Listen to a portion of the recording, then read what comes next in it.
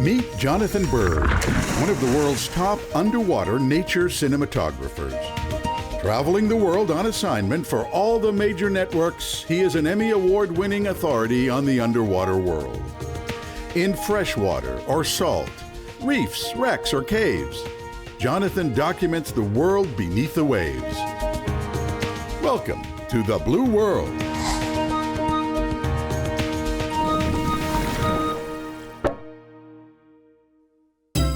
And so, I've brought the entire family on a Grand Cayman adventure for a week of exciting diving. That's perfect. Cut. I love being on location in the tropics.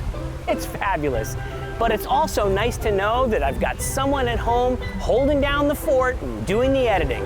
I better call and check in on Zach. Blue World Studios. Hey, Zach, how's the editing going? Oh, it's a thrill a minute. Well, I'm really sorry that you're chained to a desk at home, but hey, you know, someone's got to do it. Yeah, I'm taking care of it.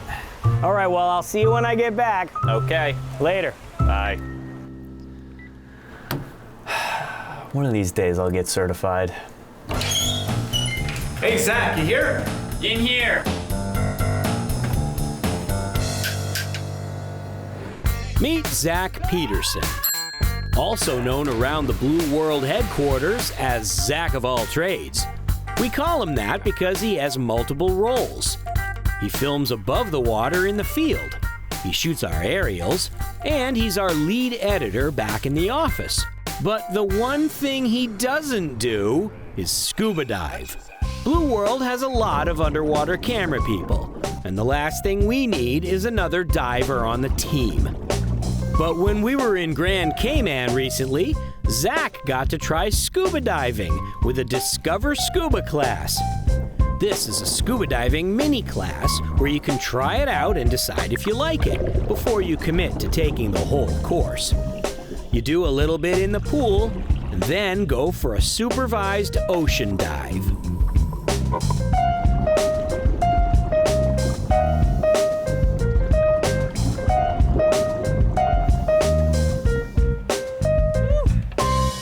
Now I know Jonathan says he doesn't need another scuba diver, but what does he know? So when we got home, cameraman Zach busted me out of the office and we headed over to East Coast Divers in Brookline, Massachusetts. Hey, how's it going? Hey, I'm Dan. I'm Zach. Nice to meet you. Nice to meet you too. Welcome to East Coast. Thank you. Ready to get started? You have the paperwork ready for him? Yeah. Let's take it to the back classroom. Alrighty. Meanwhile, back at the office, I'm thinking, I need a thicker chain. So welcome to the East Coast Diver Classroom. Thank you for having me. So this is our classroom. Usually, the classroom is full, but I'm lucky enough to get a private class from cameraman Zach, who is also a scuba instructor. We have 1 atmosphere of pressure. The classroom sessions are not as exciting as the other parts of the course, but it's important to understand the physiology of diving and its effects on the body in order to stay safe underwater. In the classroom, we learn about the effects of pressure and buoyancy, how the equipment works, as well as the rules and regulations around the sport. So on the test coming up, we're going to ask questions. Someone's going to say, what is the absolute pressure? Now it's time to take the written test, and I'm a little nervous. It would be embarrassing to fail. Jonathan would never let me live it down. Okay, ready? Yep. Question 1. Yep. What do you get? B. Correct. Question 2. 18. D. 19. 48. C. 49. B. 50. A. Awesome. How many did you get wrong? 3. You passed! The next part of the course involves actual water. So we're on our way over to the pool for his pool session of the day. Are you excited? Oh, I'm so excited.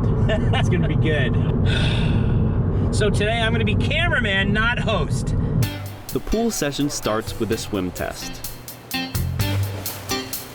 I have to float for 5 minutes. Oh man, talk about easy. Back in my day, we had to tread water for 2 hours. Now, I have to set up my own gear. Zach will check to see if I did it right. Once he is satisfied that my gear is correctly assembled, he puts his together.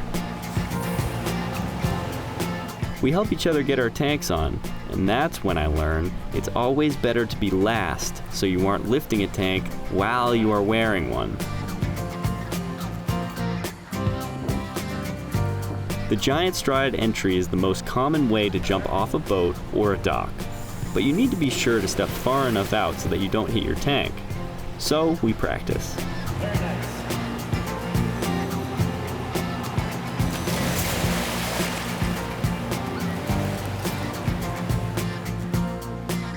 Before we submerge, we practice techniques for towing an exhausted dive buddy.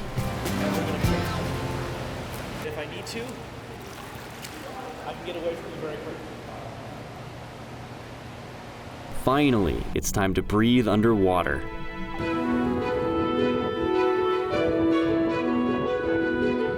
Releasing the air from our buoyancy compensators, we sink slowly into weightlessness.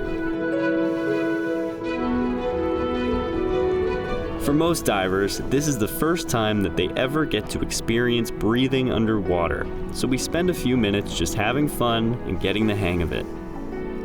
For many people taking a dive class, this is the moment they have been waiting for, and it's really exciting.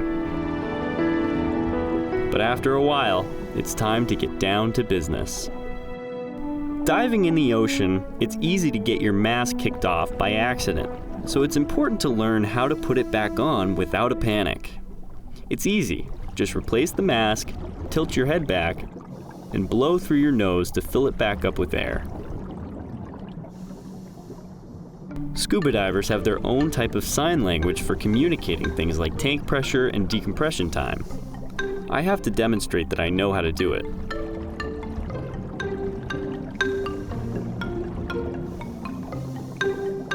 This is the sign for a safety stop. And this is what divers do on a safety stop. A little game of rock seaweed dive knife. It's pretty rare that a diver would ever need to remove gear like this underwater, but practicing how to do it builds confidence in using the equipment under different circumstances.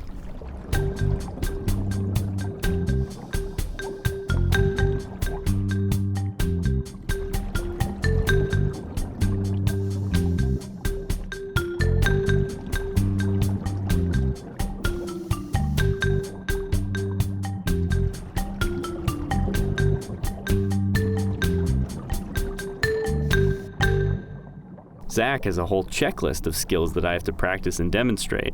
One of the most important is the out-of-air scenario, where Zach pretends he is out of air and I have to give him a regulator and find my backup.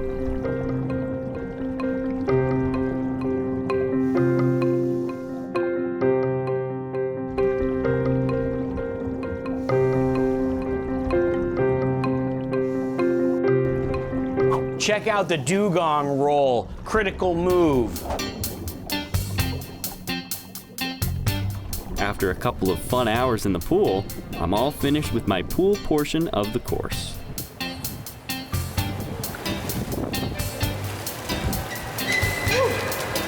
So we're switching jobs now, huh? Now is the moment of truth. We head up to Folly Cove in beautiful Cape Ann, Massachusetts, where I will complete 3 dives under supervision and test my skills in the ocean. We're diving from shore, which is a little more work than a boat dive, but we can take our time and go at a relaxed pace.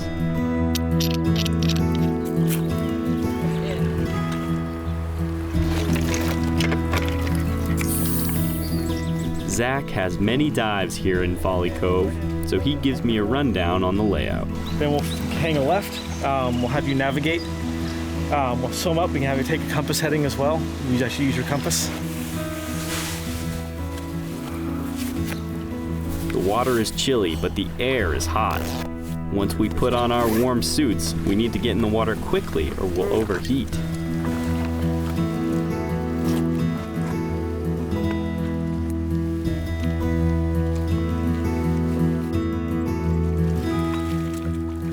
The entry here can be tricky because the big rocks are slippery and it's easy to trip. Cold water actually feels really good.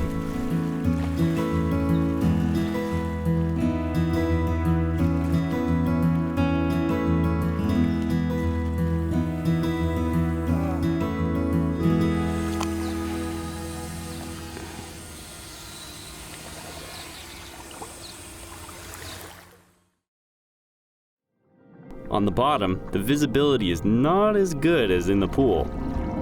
We start with a navigation test, using a compass to follow a heading.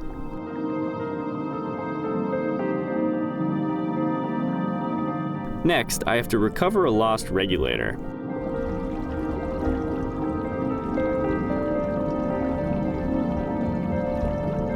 But it's hidden in plain sight.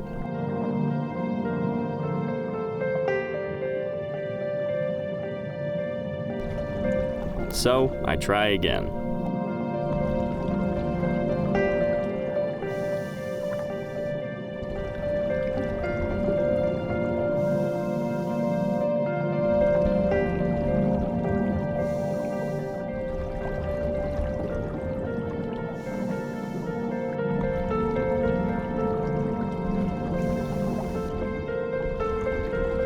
The mask removal is different in the ocean. First, it's hard to feel what you're doing with thick gloves. But also, the water is cold, and it's a shock when it hits your face.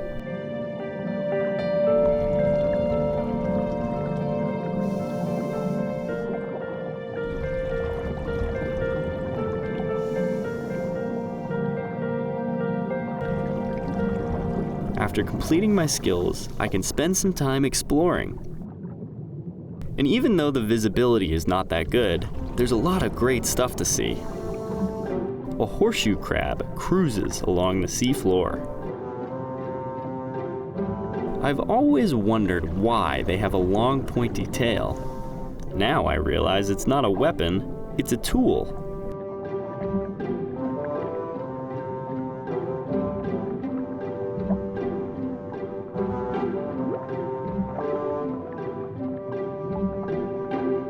Flounders are flatfish, normally found blending into the sand.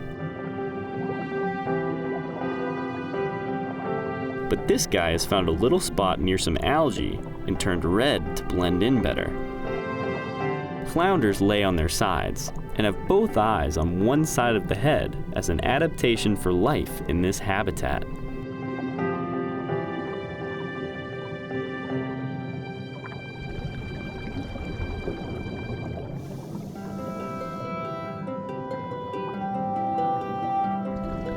I come across a crab with a poofy orange ball on its underside. That's a female rock crab carrying a big brood of eggs. She carries them around to keep them safe until they hatch, and the tiny planktonic hatchlings float away in the current.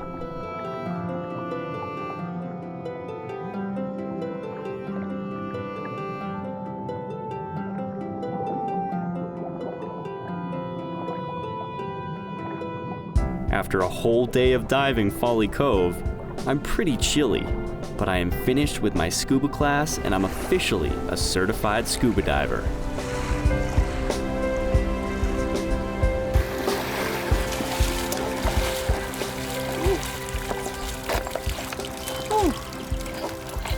Well, Are you certified? You passed, man. yeah. Thank you. Congratulations. Thank you. You're now a certified diver. Woo.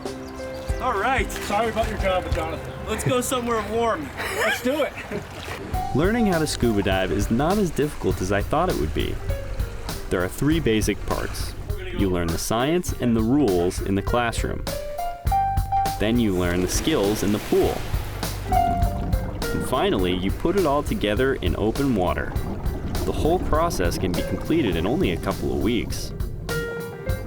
Now that I'm certified, I can't wait to go on adventures and see with my own eyes what life looks like in the blue world.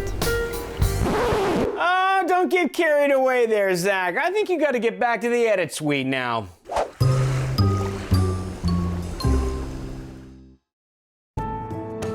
As you probably know, I'm a professional underwater cinematographer. My favorite thing to film is Blue World, because I get to go anywhere I want and film whatever we find. It's a great adventure.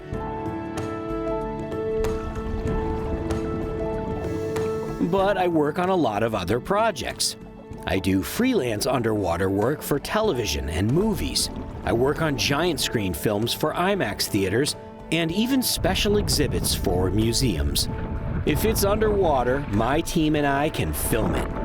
And today, Zach and I are on one such assignment.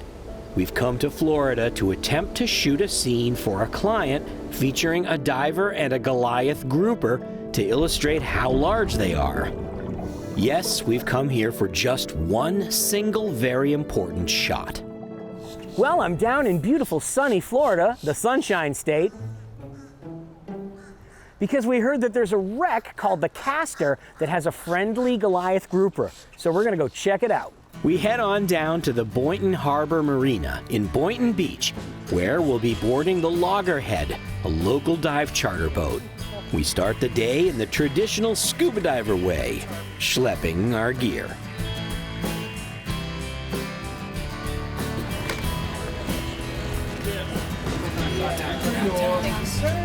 My buddy Dave Oakes of Aqua Safari Adventures has organized the shoot and will be modeling in the shots, if we can find the grouper.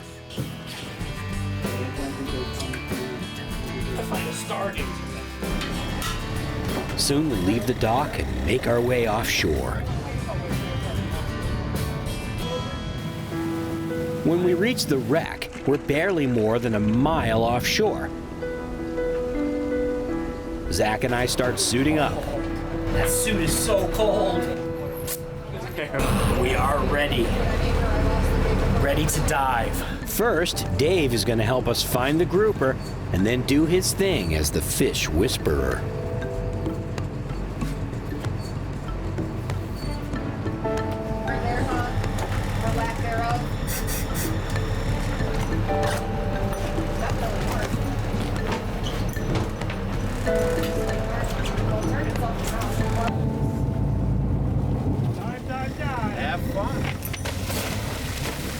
We hit the water and start down to the wreck. The MV Castor lies in 110 feet of water. It's a 240-foot-long freighter that was seized by the Coast Guard in 1999 because it was carrying 10,000 pounds of cocaine hidden in a shipment of sugar. In 2001, Palm Beach County's Artificial Reef Program sank the ship to create an oasis for marine life. Over the years, hurricanes have broken the ship up a bit, but that doesn't reduce its appeal to the fish. The big stern section stands up high off the bottom, and a couple of Goliath grouper like to hang around. It's easy to see why. The ship looks like a fish condo complex with all kinds of great places to hide both inside and outside. Soon we set out to find a friendly grouper known as Wilbur.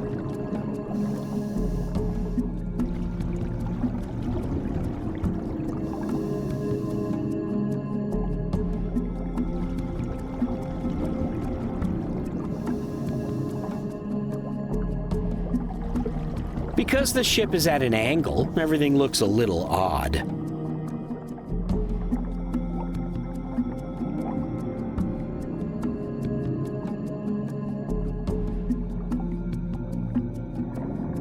A crooked staircase.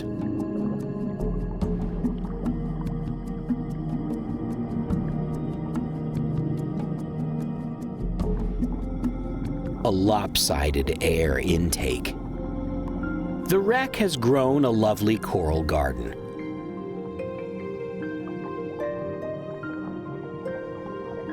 And this, clearly someone's science experiment.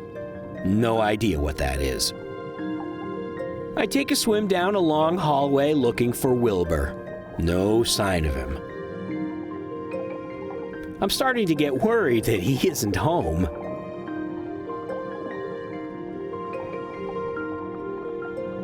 But when I pop out the other end, there he is, waiting for us. Wilbur isn't shy. He allows me to swim right up and film him at close range.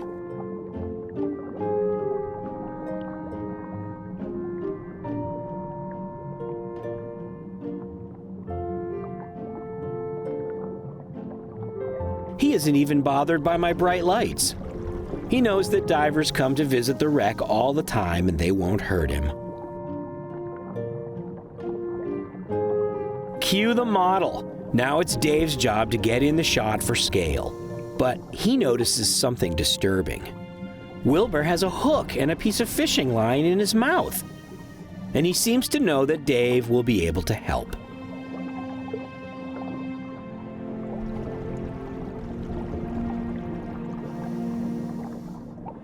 Wilbur allows Dave to cut the line. The hook is in deep, but it will rust and fall out. In the meantime, getting rid of the line will keep Wilbur from getting it tangled in something until the hook comes out. I don't know if Wilbur knows that Dave was trying to help him, but he certainly seems like Dave is his new best friend. Wilbur really likes this one spot of the wreck covered in beautiful orange cup corals. And with the silhouette of the ship in the background, it's just a great shot. This is the kind of cooperative marine life we underwater cinematographers dream about, but rarely get.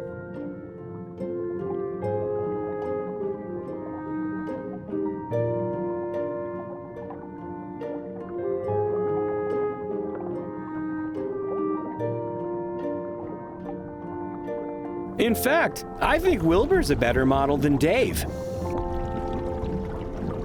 Every once in a while, Wilbur comes over to check me out too. I'm pretty sure he could eat my entire camera, so I'm keeping a firm grip on it. Finally, Wilbur and Dave both get into a good position and I have my perfect shot. You can't ask for more than that. That's a wrap.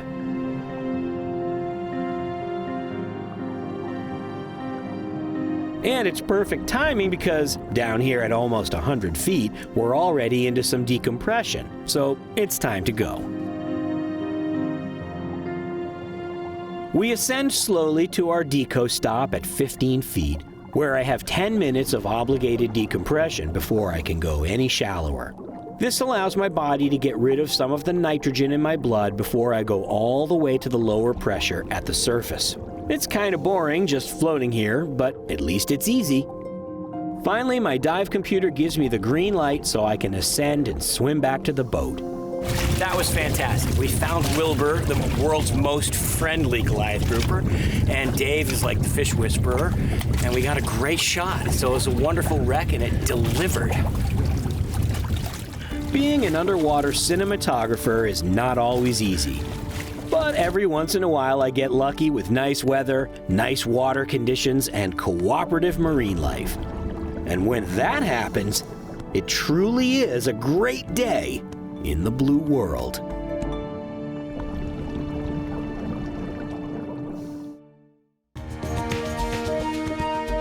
Meet Jonathan Bird, one of the world's top underwater nature cinematographers.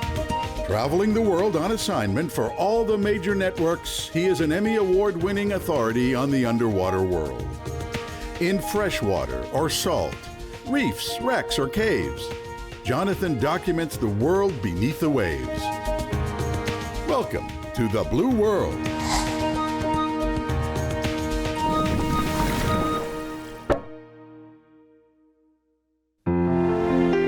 Lake Champlain, comprising almost 500 square miles, is the 13th largest lake in the United States. It's a boater's paradise.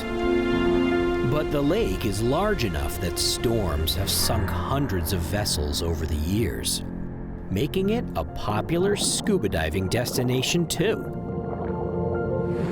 Lake Champlain spans the border between Vermont and New York State and stretches up into Canada.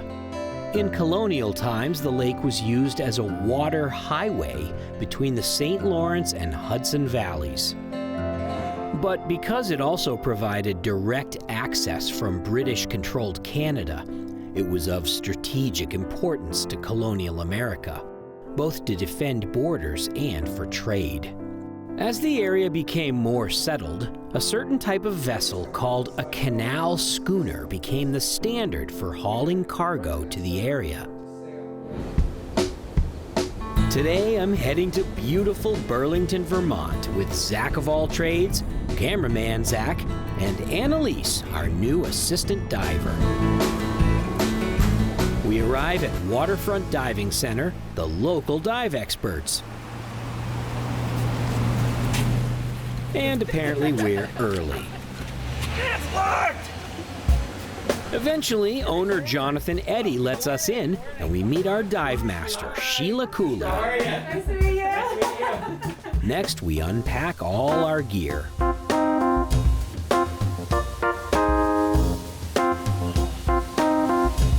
It's not a huge boat, so it's easier to set our gear up at the shop.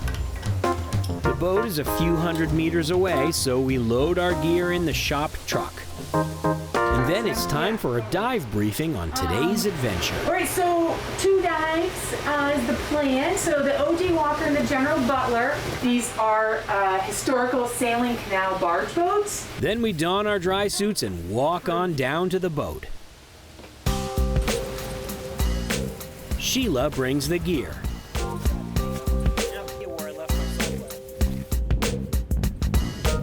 At the waterfront, Captain Larry has brought what looks like a World War II landing craft right up on the boat ramp. This comfortable vessel will be our diving platform for the next 3 days. It's a bit overcast and windy, but the breakwater protects the marina from the lake waves. Outside the breakwater, waves are crashing on the bow and splashing us, so it's time to finish suiting up.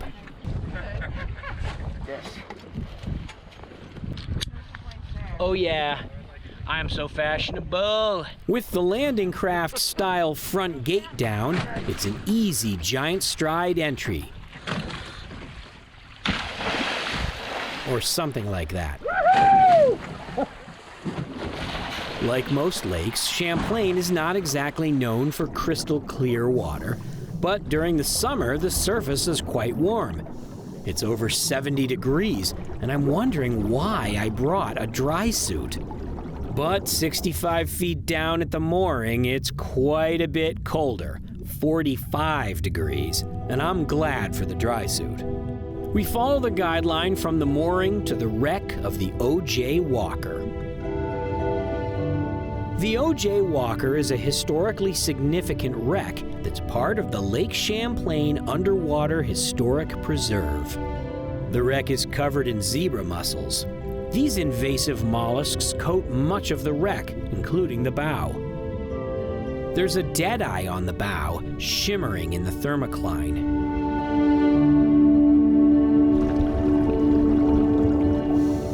There's also an anchor on the bow, a bit camouflaged in zebra mussels.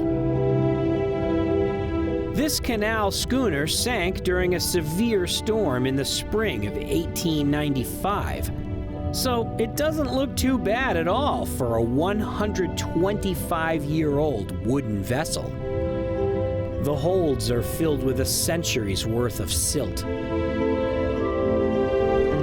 Swimming down the wreck, we reach one of the masts, damaged but still in place. There's a sign reminding divers that as part of the Underwater Historic Preserve, divers are not allowed to penetrate the wreck because it's so fragile. I'm swimming along a spectacular piece of American history as I make my way back to the most famous part of the wreck. The ship's wheel is still upright. It's missing a few pieces, but still looks like it could steer the boat. And the wheel was connected to the rudder, which is in good shape, planted into the mud. The OJ Walker had a working career of 33 years hauling heavy cargoes. When she sank, she had a load of bricks and ceramics, which can still be seen on the wreck.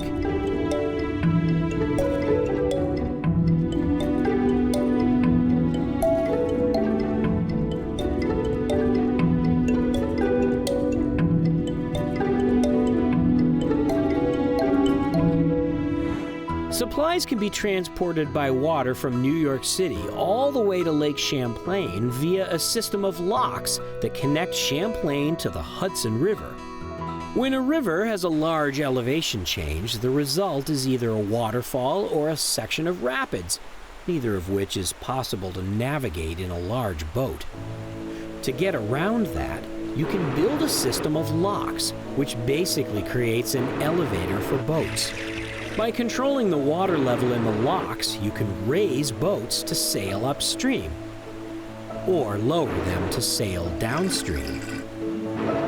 Between the Hudson River and Lake Champlain, there are currently 13 different locks, each with an elevation change of between 4 and 6 meters, allowing boats to make the journey. Requiring very little power, in the 1800s this was by far the most efficient way to move large quantities of materials to and from New York.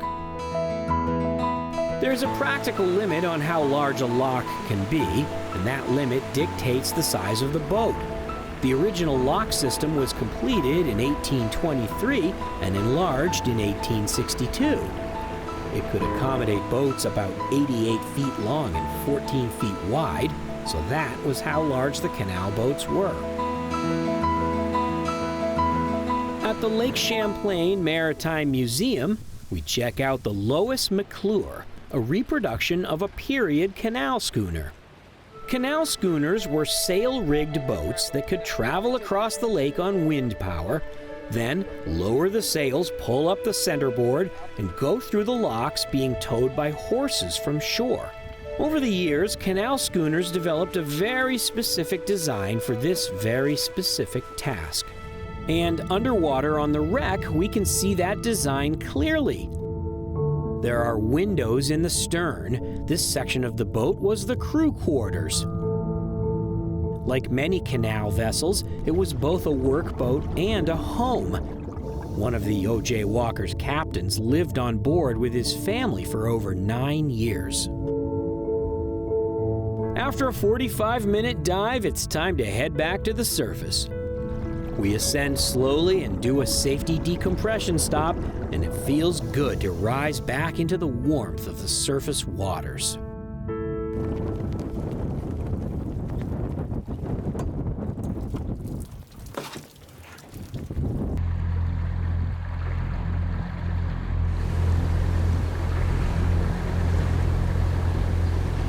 Back at the museum, we meet Chris Sabick, the Director of Archaeology and Research.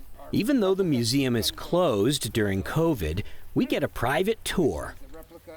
Inside, we see an exhibit on the O.J. Walker. We also see an exhibit on the next wreck we're going to dive, the General Butler. This exhibit includes a large collection of artifacts from the wreck. In the winter of 1876, a powerful storm hit the General Butler as the crew was attempting to get her to the safety of the harbor. The steering linkage broke, and the wind blew the boat right into the breakwater, so close to the harbor. The captain and crew managed to jump off the boat onto the breakwater before she sank. The next day, the weather has turned rainy, but the wind is down. We're gonna get wet anyway, so a little rain won't hurt us. Woo!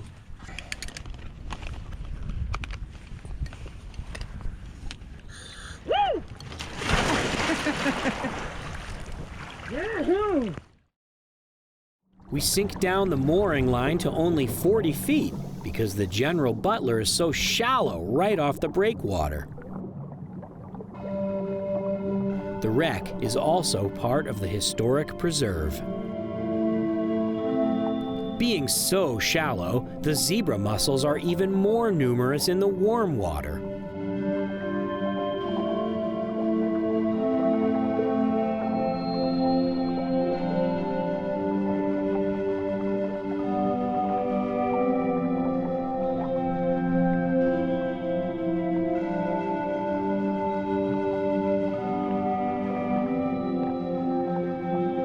But the fish seem to love the warm, shallow water too.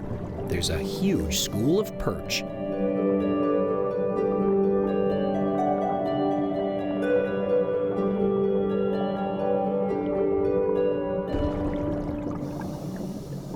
Sheila shows me the giant hole in the hull where the boat hit the breakwater.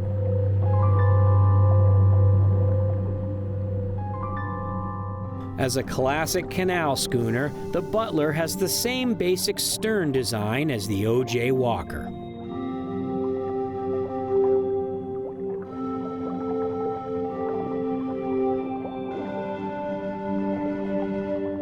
As Sheila and I head back towards the bow, we're surrounded by fish. And while it's not unusual to see large numbers of fish aggregate around wrecks in the ocean, I can't remember ever seeing this many fish on a freshwater wreck. The perch are being chased by bass.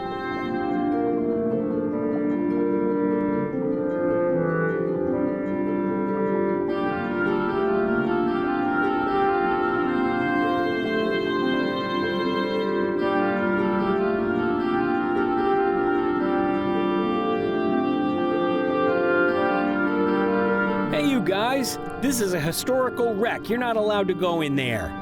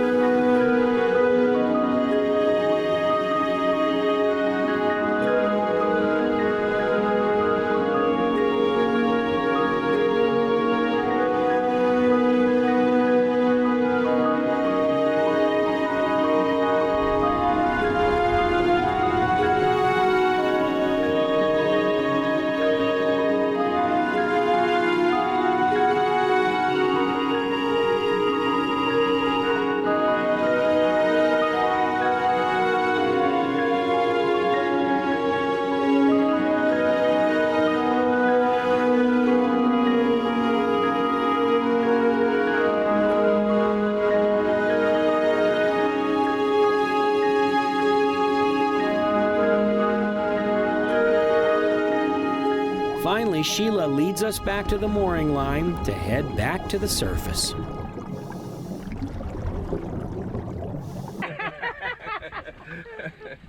Diving the canal schooners of Lake Champlain was great fun and a fascinating look into American history. I never expected diving in a lake to offer so much excitement. There are dozens of wrecks in Lake Champlain, and we filmed several of them. So stay tuned for more Lake Champlain adventures in the Blue World.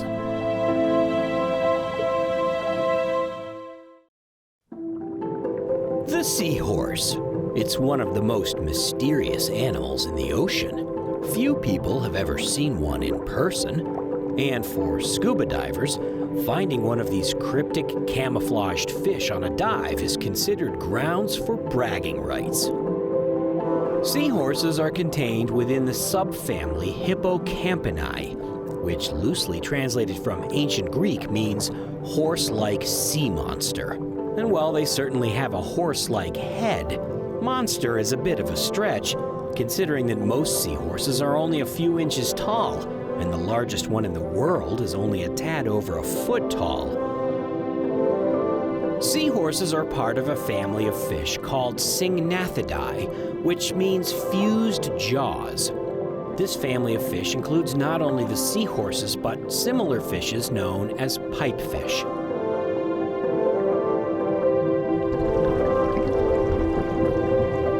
The fused jaw means that seahorses and pipefish can't open their mouths very wide. If I was a seahorse, I'd have a very hard time eating a sandwich. Get in my belly. Seahorses and pipefish all have fused jaws, elongated snouts, a lack of pelvic fins, and a body covered in thick bony plates, making them somewhat unappetizing to predators. Pipefish in general look like eels with a seahorse head. They come in all colors and have become quite specialized for their environments.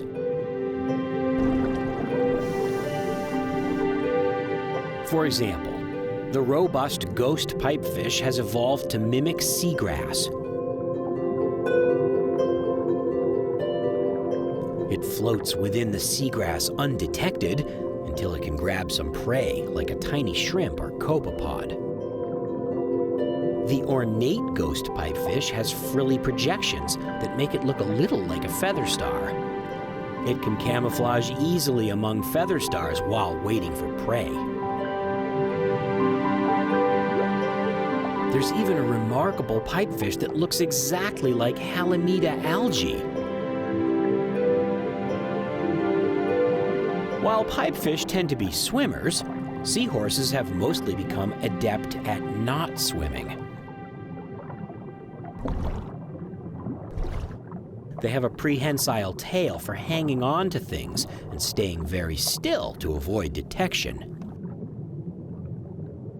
Some seahorses have taken camouflage to a very high degree of sophistication.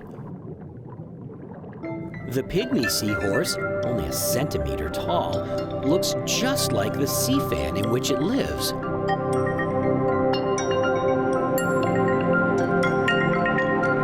If it doesn't move, it's almost impossible to find. A large sea fan may host a dozen or more of these tiny inhabitants, but predators swim right by and never know they're there.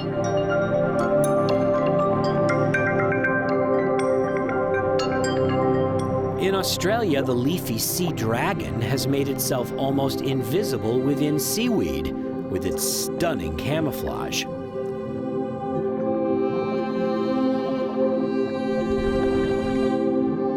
And while this fish definitely looks like a seahorse, sea dragons are actually more closely related to pipefish.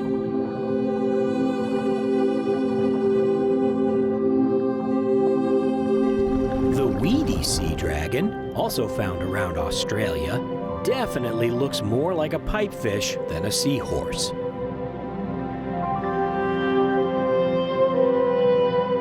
And another member of the family which defies easy classification, the pygmy pipehorse, which looks like a cross between a seahorse and a pipefish. But the taxonomy experts tell us they are pipefish that look like seahorses, not seahorses that look like pipefish.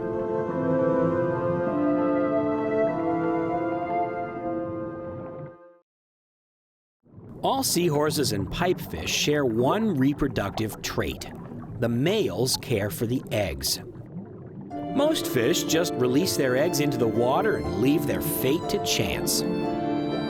But seahorses and pipefish protect their eggs until they hatch, giving their babies a little better chance to survive.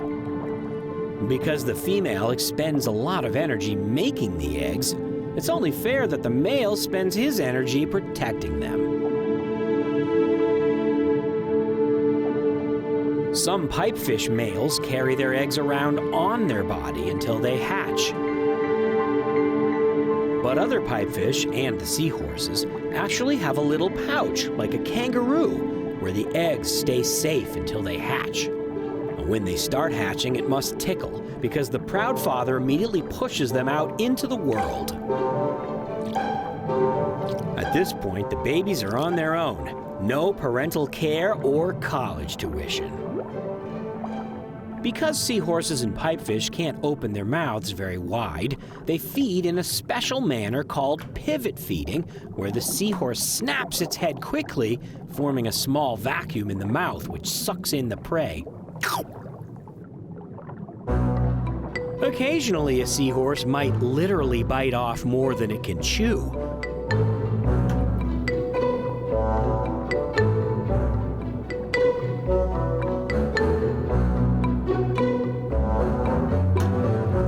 And sometimes the food fights back.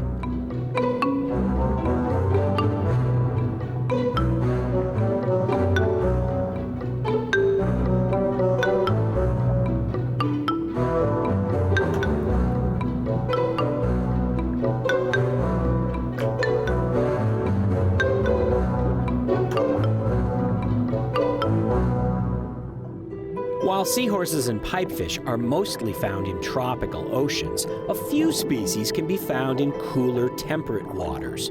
For example, the northern pipefish, found in the North Atlantic as far north as Newfoundland, Canada. I filmed this guy in Massachusetts. Pipefish go back further in the fossil records than seahorses, and most taxonomists believe that seahorses are the newest members of the family, basically highly adapted pipefish. And a recent study on their genome indicates that seahorses are one of the fastest evolving fish ever studied. So who knows, maybe in a few hundred years they will be sea monsters. That would certainly make diving even more fun. In the meantime, seahorses and pipefish are among the most magical and wondrous fish in the sea. It's certainly one of my favorite things to see on any dive in the blue world.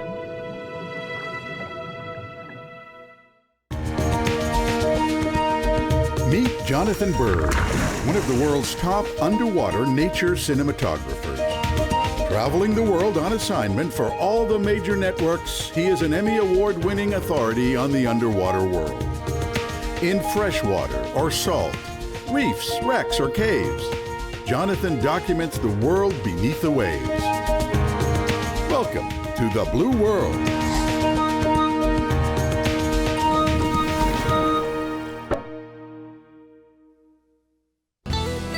It's a beautiful day in Eastport, Maine.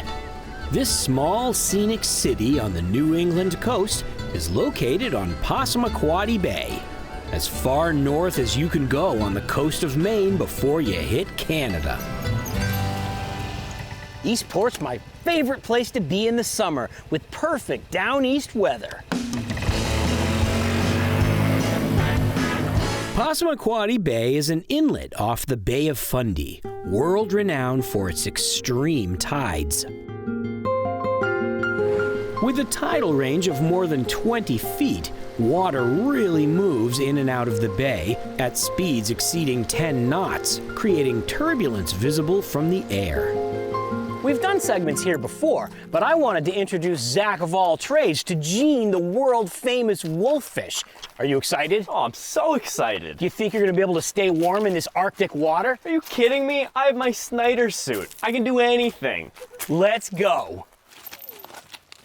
Also, I have this cool new macro lens to try out, which allows me to film really small creatures, so I'm excited to try filming some of the miniature marine life in the bay. The Blue World team and I are diving from our backyard, the Blue World Dive Shack.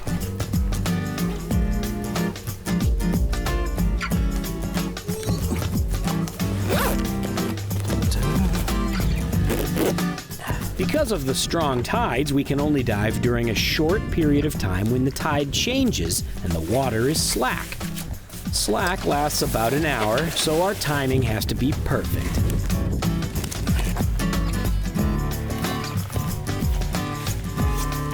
It's agony to put on a dry suit on a hot summer day. Then you get all sweaty walking to the water. But once you get into the water, it feels great.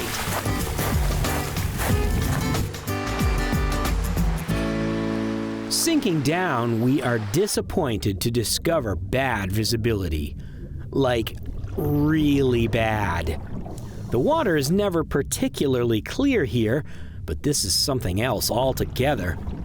Even though I've completed more than 200 dives on this site, I'm having a hard time finding my way around. Passamaquoddy Bay is full of colorful stuff like anemones, sea stars, and sponges, and they're pretty small. Fortunately, we don't need great visibility to film small stuff. I have my super close-up lens with me, so I start looking for small stuff. A purple smooth sun star with 10 arms can grow to more than a foot across, but this one's only a few inches. I look to my left and notice that I'm being watched by a small fish known as a grubby. It's a type of sculpin, a bottom-dwelling fish that relies upon its camouflage for protection. I'm pretty sure it thinks I can't see it and doesn't swim away. Only an inch long, a nudibranch is sort of like a snail with no shell. The colorful bristles called serrata on its back are a combination of gills and defensive organs. Each serratum has a stinging cell in the tip for defense. But its body cannot manufacture these stinging cells. Instead, the nudibranch eats various species of hydroids, basically tiny non-swimming jellyfish, and recycles the hydroid's stinging cells. Nudibranchs are simultaneous hermaphrodites, meaning they're both male and female. So when any two meet up, they can mate and produce a tiny ribbon of eggs for the next generation. Some nudibranchs mimic their habitat for protection. The bushy-backed nudibranch lives in algae or kelp and can be quite hard to spot.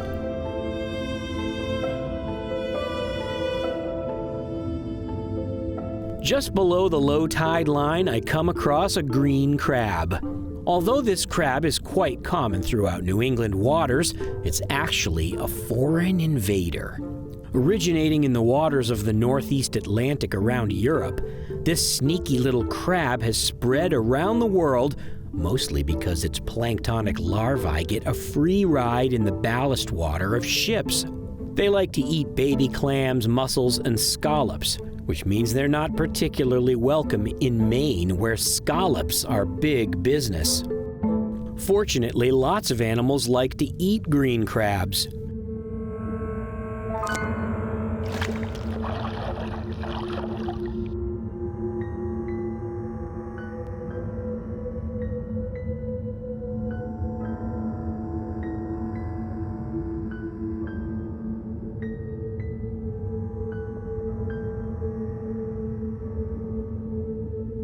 Meet Jane the wolffish. She is particularly fond of green crabs and does her part to keep the population under control.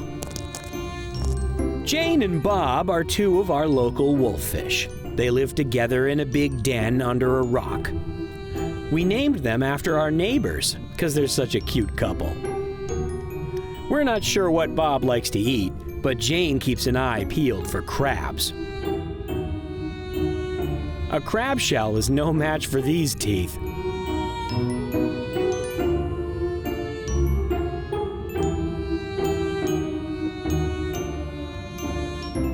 Any crab that wanders into this neighborhood is in big trouble.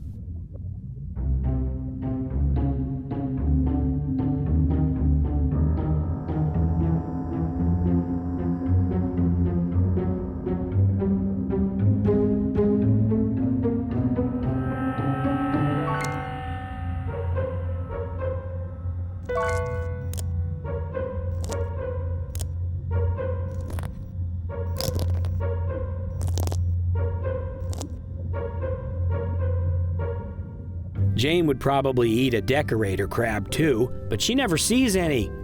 The decorator crab has camouflage made from marine growth and moves slowly. If this crab doesn't move, it's almost invisible, even to Jane the wolffish. The rock crab is the most common crab in this most crabby place, with a face only a mother could love. And it's mating season. The male carries the female around for days until she molts, because they can only mate when her new shell is soft. Her soft shell will make her vulnerable to predators, but the male will protect her. And when the mating is done, the crabs are hungry. It's a crab-eat-crab world, and rock crabs will happily devour any green crab they can catch.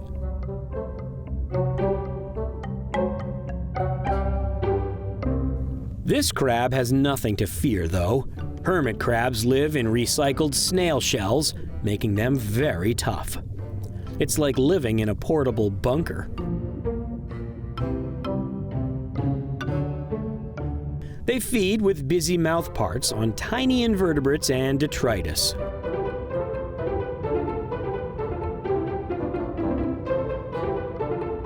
At the other end of the scale, this crustacean also has little to fear.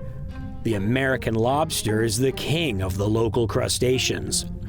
This one's eating a mussel that it cracked open with a powerful crusher claw.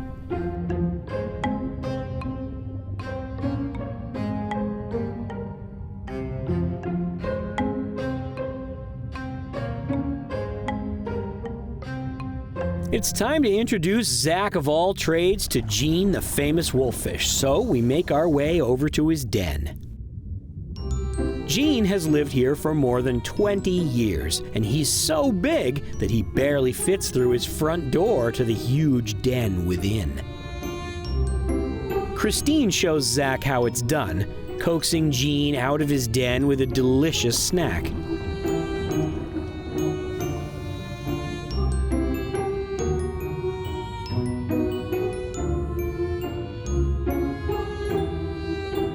The entrance to the den is so small, sometimes Gene has a hard time squeezing back through.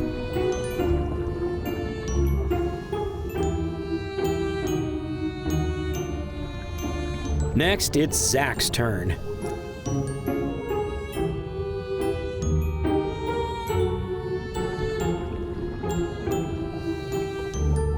He's a little apprehensive about getting his fingers chomped, but Gene is actually quite gentle with us. He's a good fishy.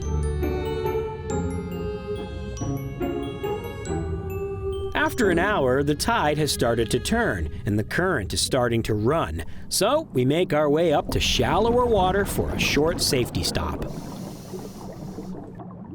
In the shallows, we're greeted by a lion's mane jelly, one of the more potent jellyfish in the world, so we're careful to steer clear of the stinging tentacles. But even the mighty lion's mane can be prey. If the current pushes a lion's mane down too close to the bottom, it can get snagged and become the victim of an army of sea urchins, slowly advancing and oblivious to its tentacles. The cold waters of Passamaquoddy Bay are a far cry from diving in the clear waters of a tropical coral reef. But the marine life hidden in the cold green water here is every bit as fascinating and engaging as marine life anywhere in the world. And by diving here so often, I've been able to get to know some of the residents quite well. Every time I step into the water in Eastport, I feel like I'm visiting old friends. A reunion in the blue world.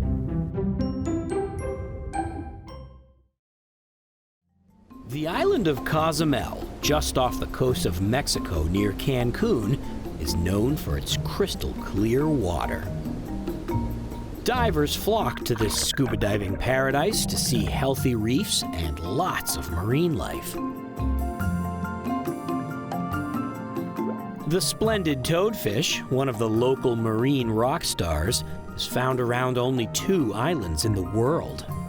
Further offshore, reef sharks sometimes sleep in caves, a behavior that has not been witnessed anywhere else. And Cozumel has something else unique in the world. This special cenote containing species found nowhere else on Earth. Cameraman Todd and I head on down to Cozumel for a cave diving adventure. We team up with our favorite local cave diving guide, Christine Lowe. Then we head on over to Arroyito Cenote. It's bigger than most of the cenotes we dive. It almost looks like a pond. And it's only a couple of 100 meters from the ocean, which is one of the things making Arroyito special. Even though the surface water is fresh, down deeper it turns to salt water because it's connected directly to the ocean. And because of that, it has some marine life unique to this environment. So one of the great things about Arroyito is an added element of excitement. Apparently, there are crocodiles. We go over our plan. Christine has been here before, but we haven't, so we'll be following her. Then it's time to get our gear together and suit up.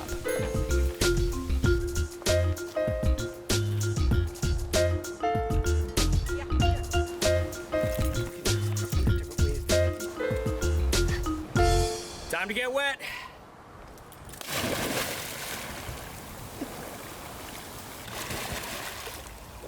As we put our gear on and kick up the bottom of the algae-filled water, I try not to think about crocodiles.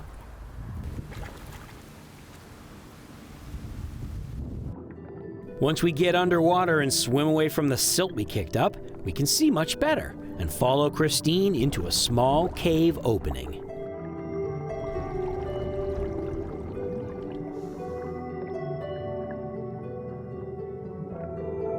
Due to our proximity to the ocean, the halocline is quite shallow. We pass through this swirly barrier between the freshwater and the saltwater at a depth of only 20 feet.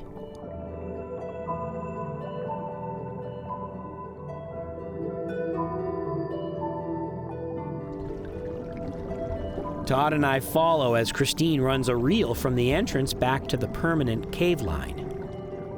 The permanent line starts pretty far from the entrance to discourage open water divers from following it.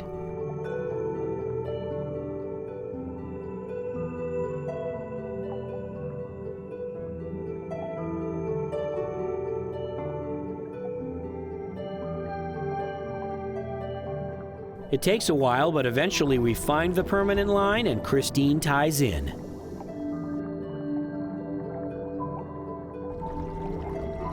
Even this far in, the greenish tint of the algae-filled pond water persists.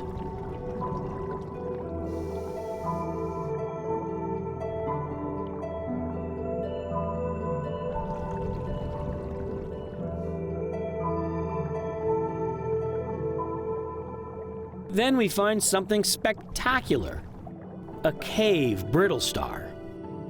This species of brittle star is found nowhere else on Earth except this one cave. Like many cave-adapted organisms, it has lost much of its pigment, and it can detect the presence of light. This survival skill causes the brittle star to run from my flashlight. As I look around, I realize that there are quite a few of these brittle stars, all running from our lights. But here's the most amazing thing. Arelito is the only cave in the world known to have cave-adapted sea stars. But it's not just this one species of brittle star. There are actually 3 species of sea stars in here, and I'm hoping to find all of them. Our search takes us deeper and shallower, at times getting shallow enough to enter the halocline again. But we know the sea stars all live below this depth in the salt water. So we travel further into the cave, taking a passage that goes in the opposite direction as the ocean, traveling further inland, seeking deeper passages.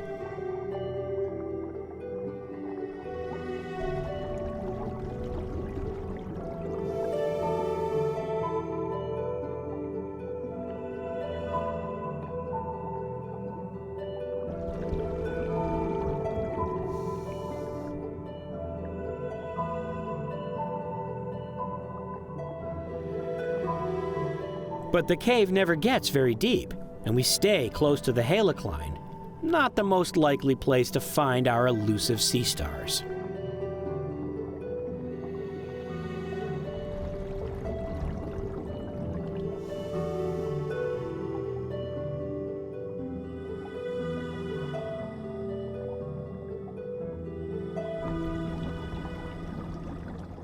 Finally, a crack that drops deeper into the salty layer, below the influence of the tides which cause the halocline to rise and fall.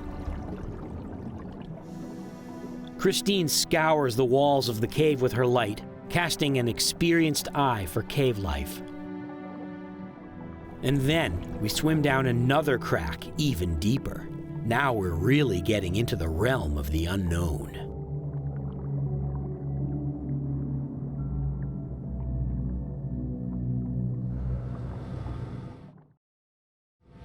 We end up in a dark tube with odd, dark-colored limestone and a gravel bottom.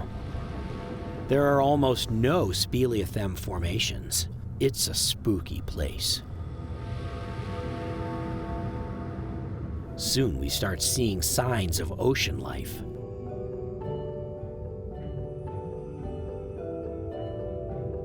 Little orange sponges dot the walls.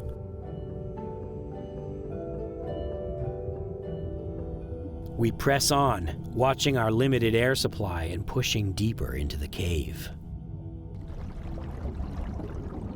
I watch the floor of the cave carefully as we go. At last, a white splotch that looks like another sponge, but the pentagonal shape gives it away. This is one of the rarest sea stars in the entire world, a cave-adapted type of asteroid similar to one seen on reefs around the Caribbean. But here in Arelito, it has lost all pigmentation and lives entirely in the dark. What it eats is not known. And we struck gold because right nearby, the monster of this cave. Copidaster cavernicola. This large sea star, reaching about a foot across, is also a cave-adapted relative of a deep water species seen in the ocean. But unlike the others, this sea star hasn't lost all its pigmentation. That may mean that it hasn't been long enough to fully adapt. Give it another 200 generations over 1,000 years and we'll check back.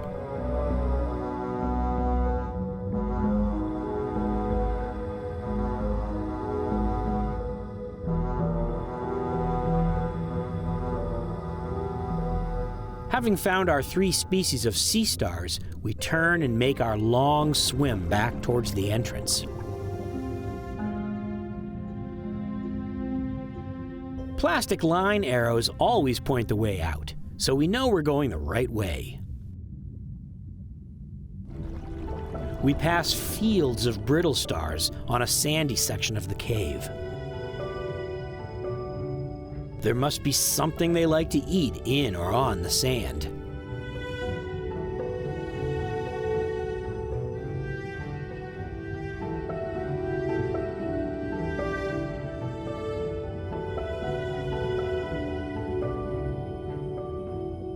And we find another magnificent cavernicola snuggled up to a sponge. Sponges, in fact, are everywhere. As we get closer to the entrance, we're also getting closer to the ocean, and the water contains more organic materials for the sponges to eat. And the sponges are crawling with brittle stars.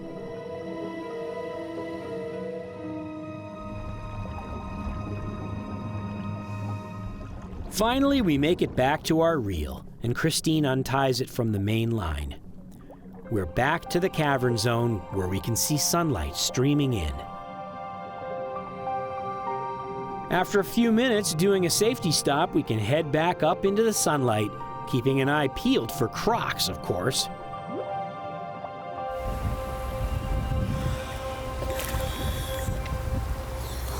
How you doing? Woo! Haha! I am back from the cave! Arelito is a fascinating cenote. It doesn't really have any beautiful formations, but its location and conditions are just right for it to have unique marine life found nowhere else in the world. And, at the moment at least, it's the only cave in the world known to contain cave-adapted sea stars. You never know what you might find just exploring the depths of a small algae-filled pond. It's another incredible wonder of the blue world.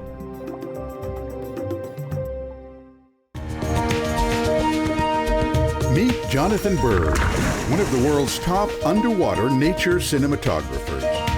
Traveling the world on assignment for all the major networks, he is an Emmy Award-winning authority on the underwater world. In freshwater or salt, reefs, wrecks, or caves, Jonathan documents the world beneath the waves. Welcome to the Blue World.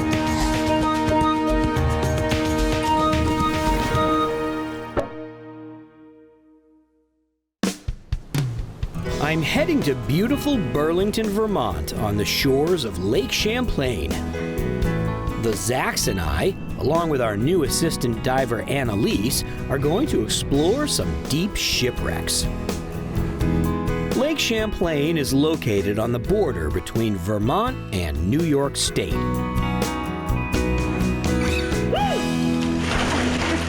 We already did some really cool dives on the historic canal schooners, which were used to transport materials to and from New York City. These wrecks were covered in marine life and shallow enough to have a fair amount of natural light. But today, we're going deeper. Our adventure begins at Waterfront Diving Center in Burlington with our guide Sheila Cooley. Hey, good morning. Good morning. How are you? Beautiful day for a dive. Isn't it? It's raining outside, but we don't care. We're gonna get wet anyway. We got nitrox. Since we're diving on the deeper side, we're using a special breathing mixture called nitrox, which must be analyzed before the dive. We suit up and take a walk over to the marina to load the boat.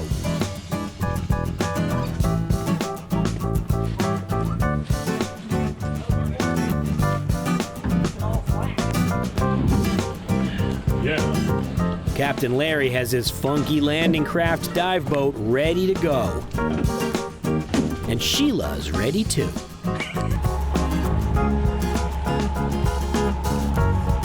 It might be rainy, but there's no wind. It's nice and calm. Perfect dive day. Soon we arrive at the mooring ball for the LaValle tugboat. The LaValle was a steam-powered tugboat operating in the early 1900s on the lake. It sank in 1931 and vanished for 65 years. Since the wreck is deep, we have limited time to work, so we split into two teams. We're sending the advanced team down with the lights to set them up so they're ready to go when we get down there.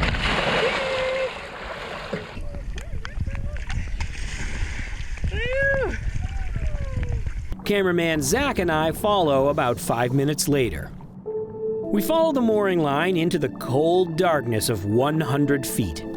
The surface is over 70 degrees Fahrenheit, but it's only 45 down here.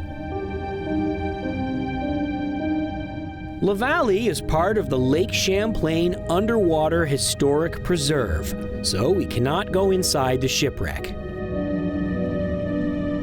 The LaValle sank in 1931, but due to the lack of detailed records on the sinking and its depth, the wreck was not found until 1996. But the cold water down here has preserved her well. There are almost no zebra mussels on the wooden hull.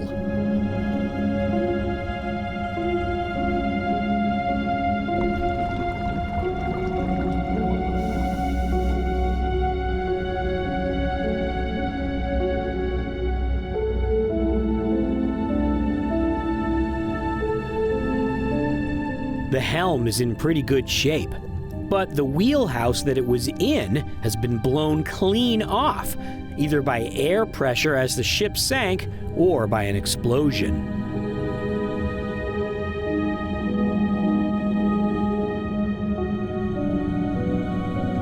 As we head towards the stern, we peek inside the doorways without going inside.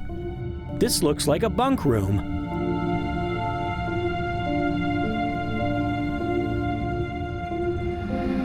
Further back, we see the steam engine. This is one of the very few steamboat wrecks in Lake Champlain that still has the engine aboard. On top of the wreck, part of the smokestack from the engine. The rest of it can be found in the mud next to the wreck.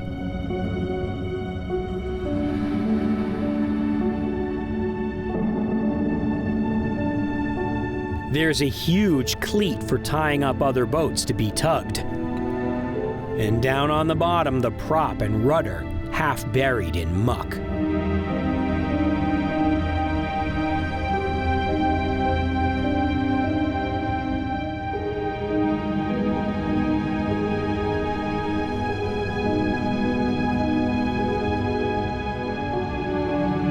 As I swim back towards the bow, I'm struck by the lonely desolation of this historic ghost of the abyss. For nearly 100 years, she has quietly rested peacefully in this cold darkness. We can only spend a short time here before no decompression limits force us to ascend. We're grateful for the return of light and warmth as we make our way to the surface.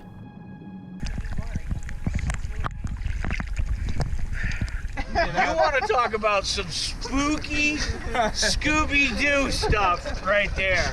That was like the spookiest dive I ever did. Well, you know, that's... The next day, the sun has returned and we're heading out to a wreck that we know nothing about.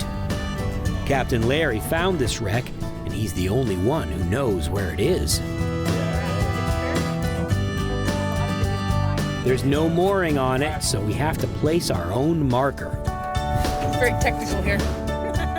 When Larry hits the right location on his GPS, Sheila throws the weight, and with any luck, it will land on the wreck.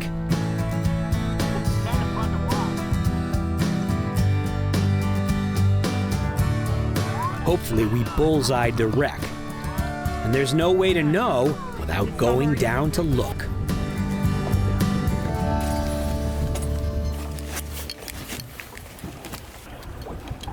Except for air. Except for air. All right.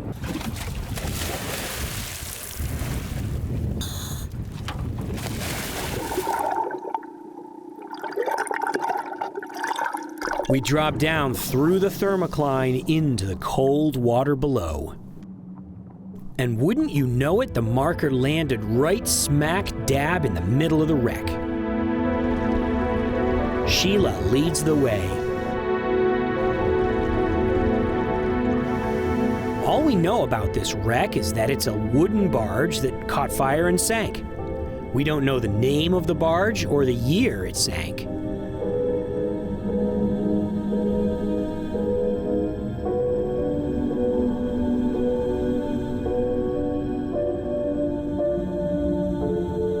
Since it's not part of the historical preserve, we can swim inside the wreckage and have a look around.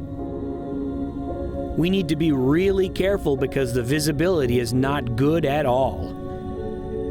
Timbers inside the wreck look pretty good.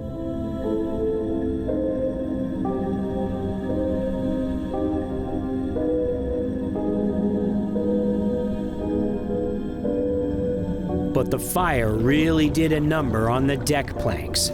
The evidence of the fire is everywhere in the charred remains.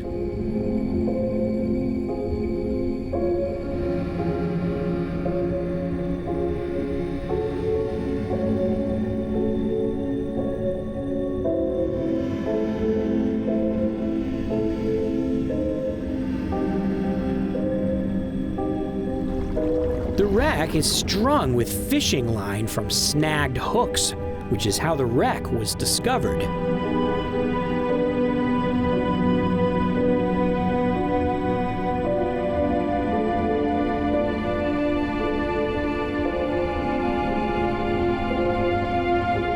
A motorcycle tire was used as a bumper, and the hull looks solid.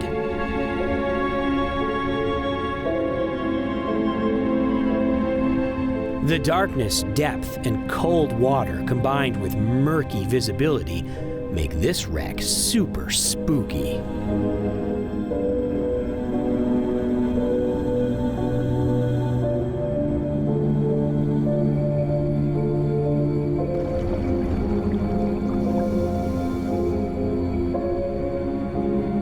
And after half an hour, we must depart. We do a short decompression stop for safety before we ascend to the surface. Lake Champlain has a rich maritime history, dating back to the 1600s, with wrecks of all ages, some of which have been documented, while others remain a mystery. No matter where our adventures take us, we always find something fascinating in the blue world. I'm fortunate to have visited some of the best dive sites on Earth. Places like Indonesia, the Galapagos, the Caribbean, and even Antarctica. Today, I'm adding another special place to that list: Denver, Colorado. No, No, seriously, Zach of All Trades and I are visiting the incredible downtown aquarium in Denver to see their super cool exhibits. Denver's pretty far from the nearest ocean, but I'm pretty sure we're gonna have some amazing dives today. I meet up with Wendy Murray, the dive operations manager at the aquarium. Hello. Hey, Wendy. Welcome to the Denver Downtown Aquarium. Thanks for having me. We start our day with a tour of the aquarium, and we have the place to ourselves because they're not open to the public for another 2 hours. Our journey begins in the North America exhibit, where we meet an alligator snapping turtle. So we do have an alligator snapping turtle. We're guessing he's about 96. At 96 years old, he's one of the oldest known snapping turtles. And we have perfect timing as they're about to feed him. Oh, he sees it now. He sees it now. He's so cool. I love him. He gets his shell scrubbed occasionally just to get some of that algae off. He's got buoyancy issues.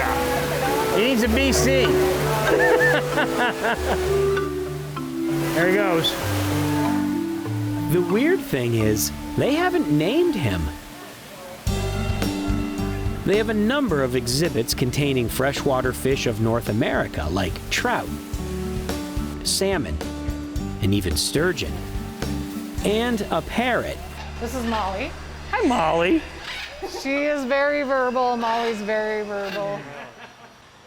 Molly's daily exercise regimen involves climbing a rope. All right, All right. so there she goes. She's going to climb up that rope up to Ryan, our mammals curator. Wow, look at that. So again, this is just utilizing her muscles, some conditioning.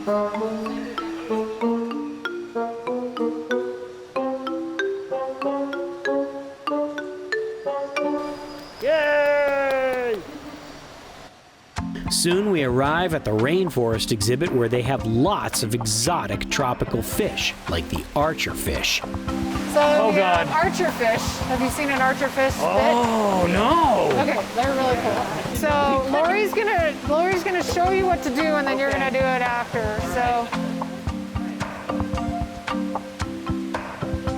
they're gonna spit. What the heck? Oh, wow. The archer fish has learned how to catch food by shooting a jet of water at bugs above the surface. They have incredible aim. The aquarium staff keep them sharp by letting them shoot crickets out of their hands. That's amazing. They have really good aim.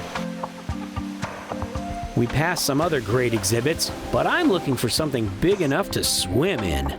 Touch pool. You can't swim in this one, but you can touch. Hey, guys. What's up? Hello, hello, hello. You're so squishy. Wow. Oh, she's gonna feed the southerns if you want. Oh, let's check it out. Wow, the southerns get some pretty big food. It's like a half a mackerel. Do you want to feed the? Sure. Okay. In between You gotta your hold it in fingers. your knuckles. Yep. All right. This touch tank exhibit allows people to get up close and personal with cow-nosed rays and southern stingrays. Good grief. Wow. Okay. You Just like that. Yeah. All right, so we're just gonna go like this. A little bit of shrimp. High. All right. Dinner is served. There you go. There you go. You got it. Okay. Here we go. Here we go. Oh, you got it. All right. Almost got my watch too. So our Wow. final large exhibit, this is the largest one that we have, and it is our shipwreck exhibit. It's filled with huge fish, sharks, and one of my favorite creatures. Look at the sawfish. They're so big. Sawfish are so rare that I've never seen one in the wild. Unfortunately, Wendy says only the staff usually gets to dive in this exhibit, so no sawfish for me. Fortunately, we can dive in the Under the Sea exhibit, so we head upstairs and go behind the scenes to gear up.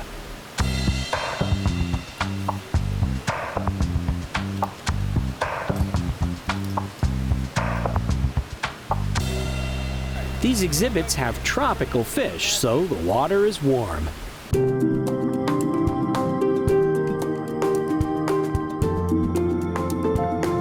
When we enter the exhibit, I can't believe how many fish there are.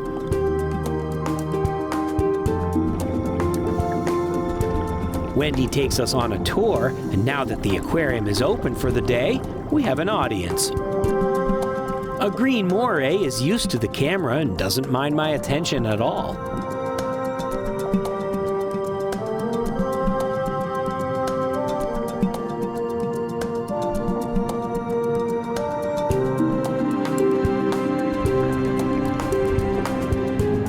A nurse shark poses for a few minutes.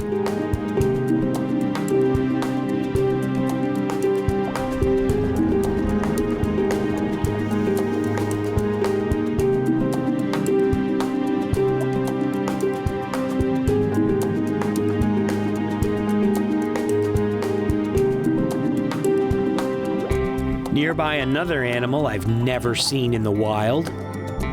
A guitar fish, which is either an elongated stingray or a flattened shark, depending on your point of view. They're kind of halfway between sharks and stingrays, and they don't mind hanging out with the stingrays.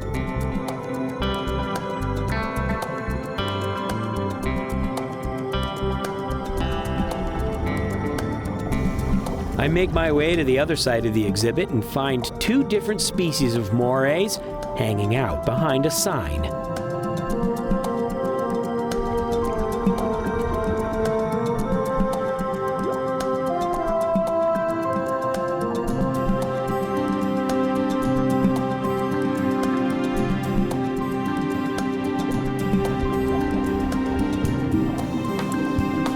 Nearby, a leopard whip ray chills out. This is a somewhat uncommon species of stingray known for its long whip-like tail. And of course, it has a leopard skin pattern. This male is obviously used to people because he doesn't mind me at all. I can go right in for an eyeball close-up.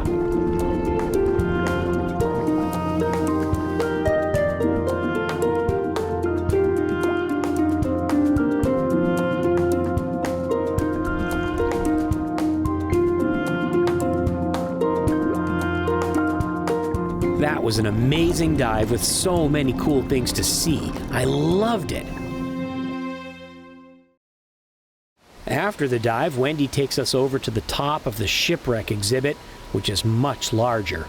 A sandbar shark buzzes right by the swim entry point. And that's when she tells us that she got permission for us to go in so we can see the sawfish. This exhibit has a sneaky entry corridor that allows the staff to enter without disturbing the marine life.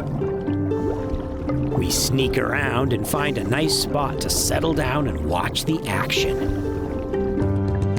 A sand tiger shark comes over to investigate.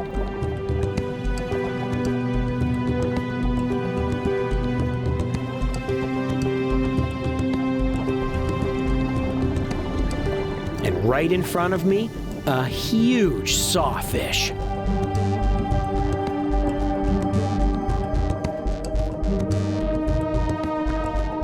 Sawfish are essentially rays. Their gills reside underneath their head just like a stingray, but they're long and skinny like a shark.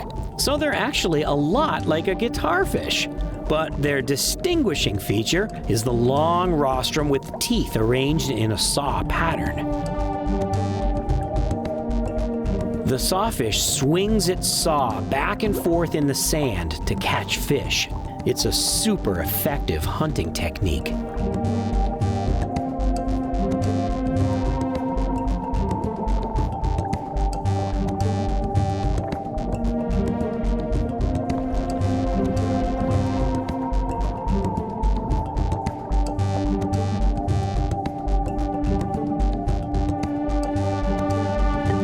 We follow Wendy around the back of the exhibit to the other side.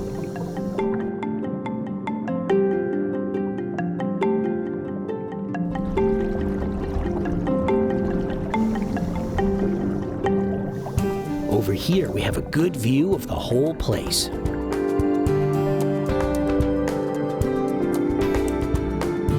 A curious Napoleon wrasse comes over for a look.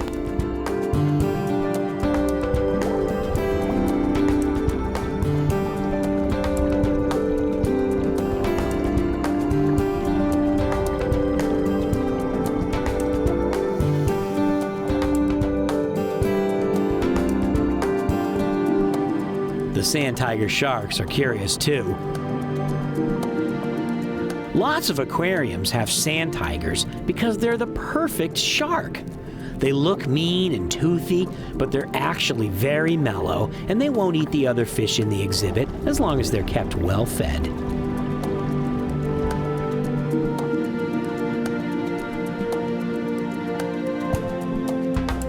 The zebra shark gets its name because in the juvenile phase it has stripes. But as the shark gets older, the stripes turn into spots. The sawfish normally just lay on the bottom, but every once in a while they like to swim around for a look.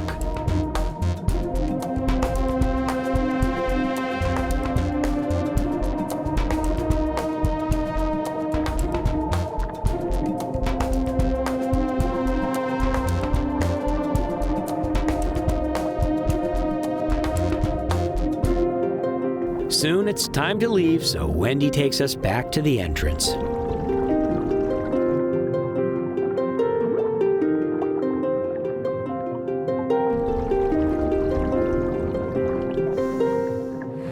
The downtown aquarium in Denver is truly one of my favorite aquariums in the world. They have such a diverse collection of incredible aquatic life to see. And it's the best ocean dive in the world, at more than 5,000 feet above sea level. Denver might be almost 1,000 miles from the ocean, but that doesn't mean you can't get a great glimpse into life in the blue world.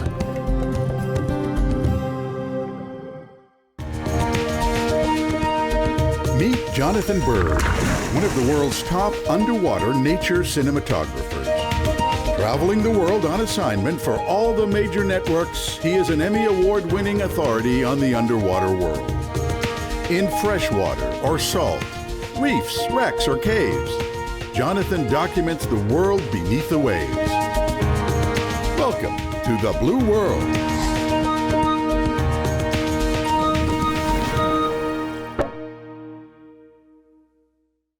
For many divers, cave diving is a passion. It might seem crazy to want to explore a submerged underground world where running out of air means almost certain death, but exploring underwater caves is incredibly exciting, and it has opened our eyes to the way that aquifers function. Life on Earth depends on water. While most of the planet's water exists in the oceans, evaporation separates some water from the salt. When it rains, most of that precious fresh water seeps into the ground. Some is soaked up by the roots of plants, but some enters the aquifer, a layer of semi-permeable rock or gravel that holds the water like a sponge. In places where the topography goes downhill, the water in the aquifer often flows slowly downhill with it. In Florida, the rock beneath the soil is limestone, a soft rock made by coral reef animals millions of years ago when it was a seafloor. Rain falling through the sky picks up carbon dioxide, which creates a very mild acid called carbonic acid. Over thousands of years, this mild acid eats away at soft limestone, eventually hollowing out caves. This turned the aquifer in Florida into underground rivers. Sometimes the river comes close to the surface of the ground and the ceiling gets thinner until it falls in. In Mexico, they call it a cenote, but in Florida, it's called a sinkhole. This gives divers a way into the caves. Sometimes the underground river finds a place to spring out. Florida is full of springs where this crystal clear water emerges from the aquifer into daylight. The Blue World team is heading to one such place today. A lot of people don't realize how important the cave systems are down here. They contain the fresh water that is the drinking water for everybody in Florida. They're the planet's plumbing, and people don't realize how extensive they are, how far they go. They go under the forest, they go under parking lots, they go under your house. They're very extensive systems. So today we want to demonstrate that. We have brought with us a transmitter to take underwater. Todd and I are going to take this transmitter. We're going to swim through the cave system. And the two Zachs are going to be up above following us with the receiver, and they're going to see just how far we go.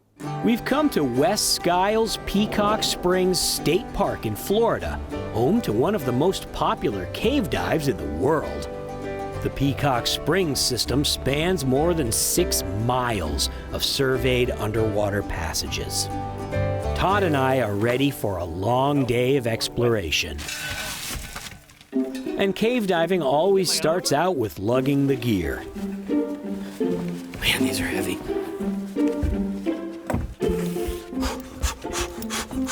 Somebody needs to lay off the pizza.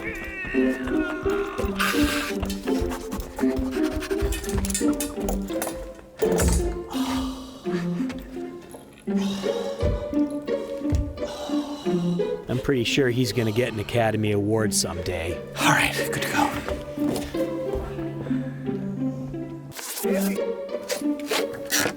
Now the fun can begin. Water's looking good. Rock solid. The transmitter is sealed up inside a homemade PVC housing. Todd, did you turn on the transmitter? Turned it on. Got it clipped off right here on my side. All right, cool. Are we ready? Let's go. Let's go.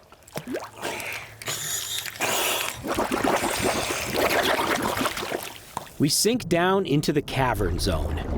I'm filming and Todd is responsible for the transmitter and handling our reels. Are you getting a signal? Yeah, it looks like I got it. All right. All right, let's see where it goes. See where they go.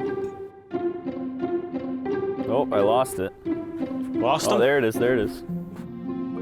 As we head away from the light of the entrance, we pass the stop sign, which warns people without cave training of the danger.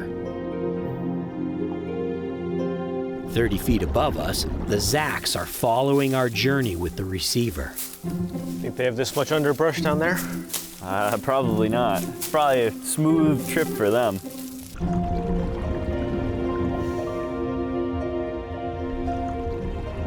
Every so often, Todd stops to hold the transmitter close to the rock for a good signal. We have no idea if the Zachs are with us or not, so we try to make it easy for them. Signal's really strong right here. They've got to be real close to the surface. Yeah. Then we push on, deeper into the cave. It's getting weaker. Nope. Gotta keep going.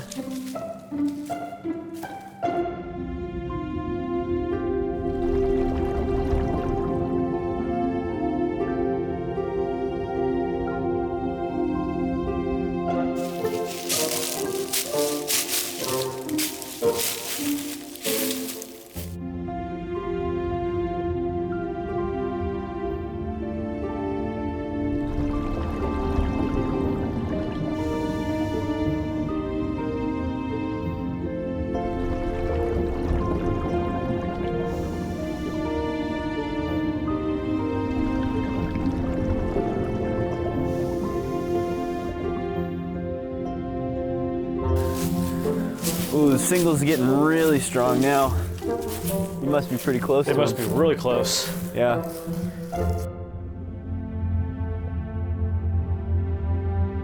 We reach a section of the cave that angles down much deeper. We know this will make our signal weaker, so we can only hope that the Zachs stay on the same heading until they pick us up again. It's getting weak. It's getting weaker. It looks like they're going this way. Down here, the bottom is silty, so we have to be cautious. I can only wonder where the Zachs are now and what's above us. Still got them. Where are they? I don't know.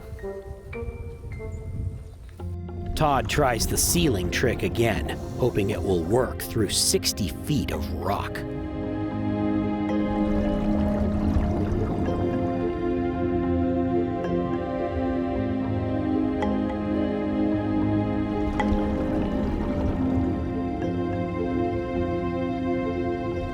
I'm keeping an eye on the floor of the cave for one of my favorite cave critters. And then I find one, a cave crayfish, completely without pigment or eyesight.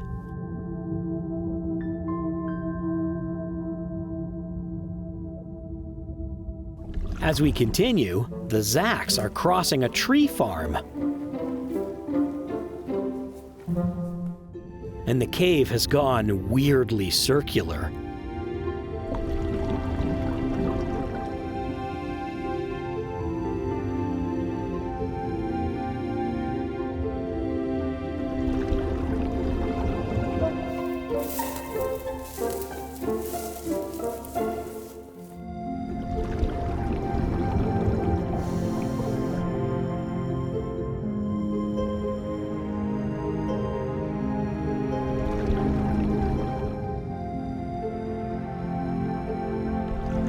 Soon the cave angles shallower, and we have hope that the transmitter is getting through. It turns out we're right underneath the local supermarket.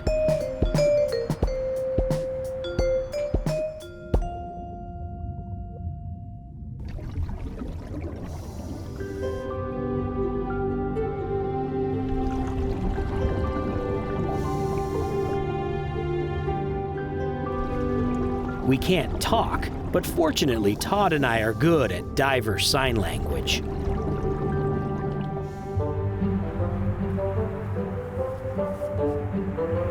Which one are they in?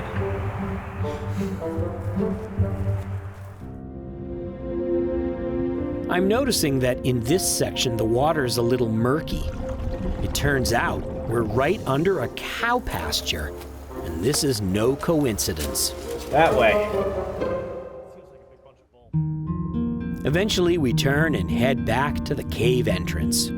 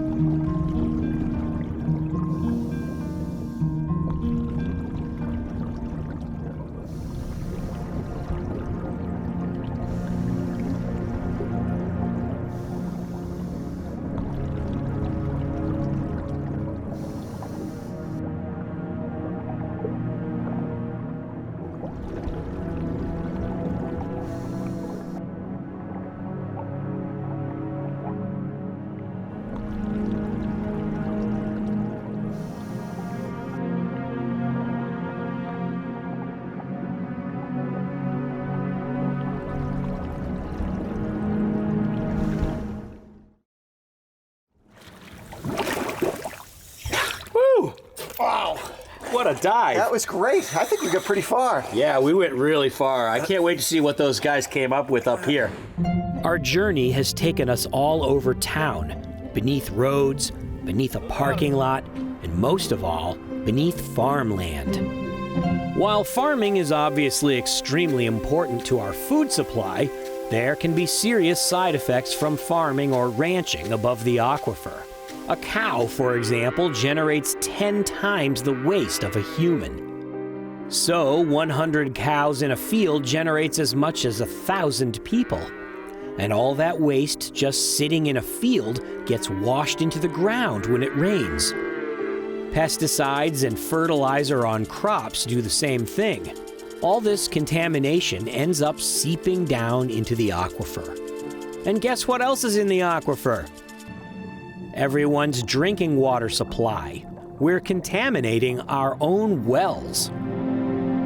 And when the water comes out of the spring into sunlight, the nutrients in the water, like nitrates and phosphates from manure and fertilizer, fuels the growth of algae and bacteria, which further contaminates the water and sometimes even chokes off the oxygen, which kills the fish.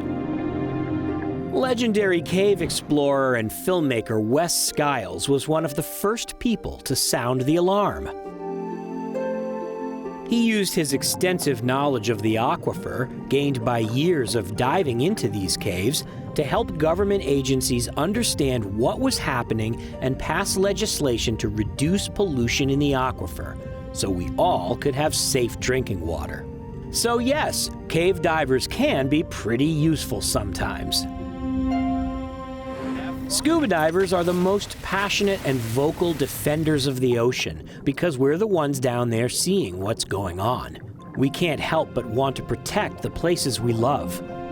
Cave divers are a rare breed, but they're the only people who actually see what is in these caves and have come to appreciate the importance of the aquifer and the life that depends on it.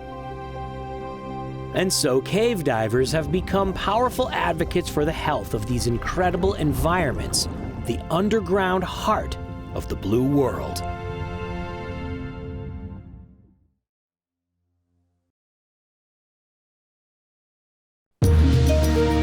Don't go away. Coming up, Jonathan jumps in the ocean with a bunch of bull sharks. I love sharks, and I've been lucky enough to dive with sharks all over the world. I've filmed great white sharks in Mexico, blue sharks in New England, sand tiger sharks on the wrecks of North Carolina, and tiger sharks in the Bahamas. I even learned how to handle tiger sharks up close. I've filmed sharks during the day and at night. I've filmed them on the reef and in the open ocean. I've even filmed them in caves. It may seem like there's nothing I haven't done when it comes to sharks, but the ocean's a big place and new adventures always await. You know I love shark diving, but I've never done it here in Florida. Unfortunately, they have a law that you can't feed sharks here in Florida within 3 miles of shore. So they've developed an interesting way of doing shark dives way out at sea. Today, Zach of All Trades and I have come to beautiful West Palm Beach, Florida. Arg, we be diving with Pirates Paradise. I like the sound of that. I mean, we're diving with Pirates Paradise. I like the sound of that. I meet with Captain Rob to get an idea what to expect. Arg, the dread Captain Robert the Beard. Exactly. Then Zach and I fill out some paperwork and meet our dive master, Mike Brady. That's a really lame pirate name. All right, here we go. Then we load our gear onto the boat for an adventure. Can't forget the camera.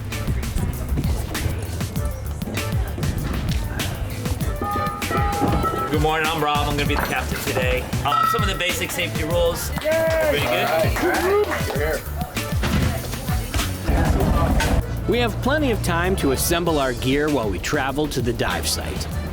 Because we have to go 3 miles offshore to legally feed sharks in Florida, that means it will take half an hour to reach our destination.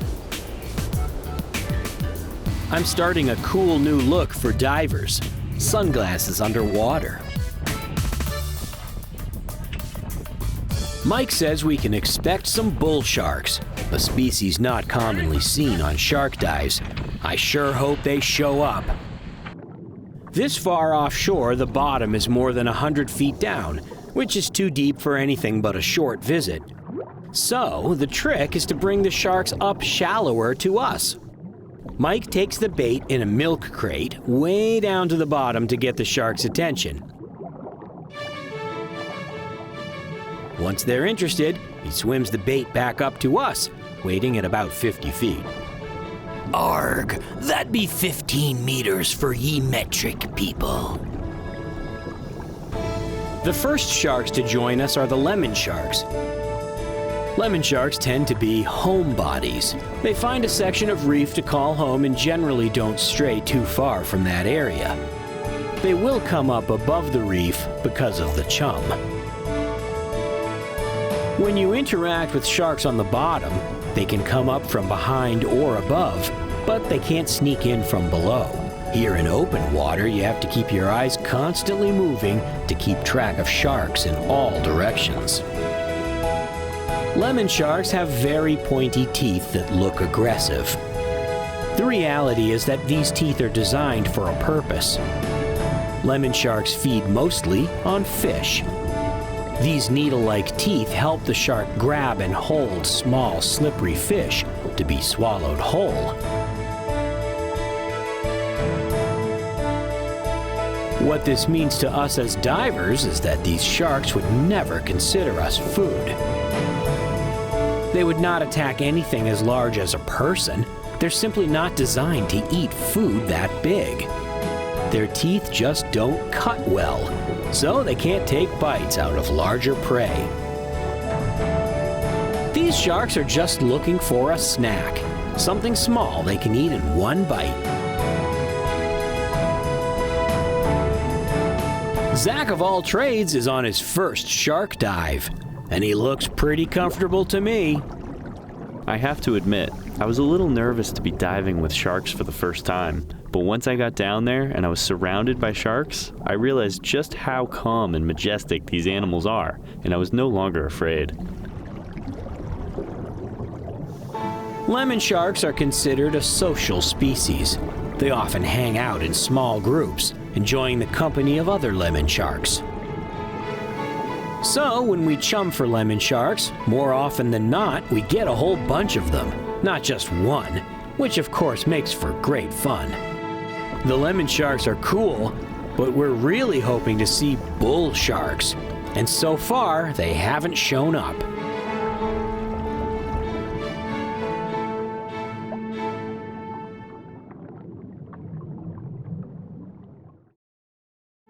Here off the east coast of Florida, we're diving in the Gulf Stream, a strong northward current. We don't feel the current at all floating in mid-water because we're drifting with it. But as time goes by, we drift northward with the reef going by down below us. Soon we've drifted far enough from the lemon shark's reef that they begin to leave us to swim south against the current back home. And their departure is accelerated by the arrival of another species. Bull sharks at last.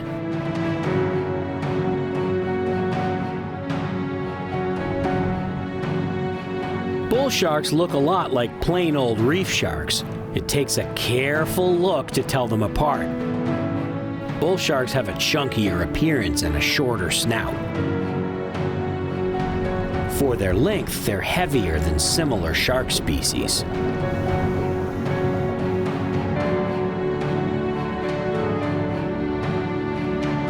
Bull sharks are known for an aggressive disposition, especially in the murky shallows where they normally hunt. However, here in open water, the sharks have learned that divers bring snacks. They're definitely not on the menu. It turns out that bull sharks are actually quite curious. They spend plenty of time swimming around between us, checking us out.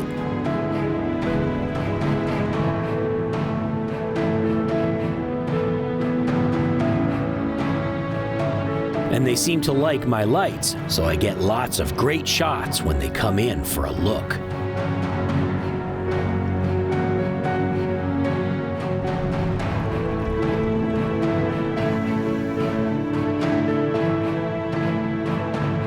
The action is so exciting that people tend to breathe rapidly and go through their air supply fairly quickly. So, before we know it, it's time to start making our way back to the surface. As long as we still have some chum, the sharks follow.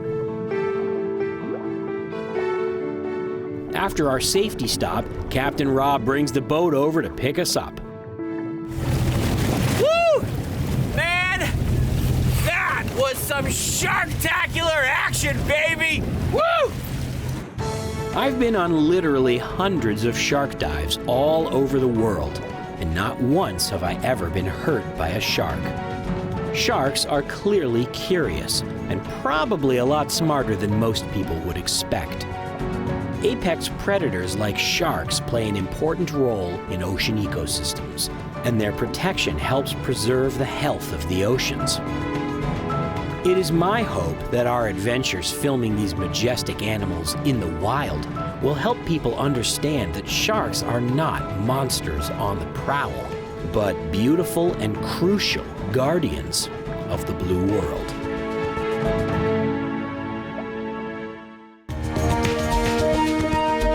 Meet Jonathan Bird, one of the world's top underwater nature cinematographers. Traveling the world on assignment for all the major networks, he is an Emmy Award-winning authority on the underwater world. In freshwater or salt, reefs, wrecks, or caves, Jonathan documents the world beneath the waves. Welcome to the Blue World.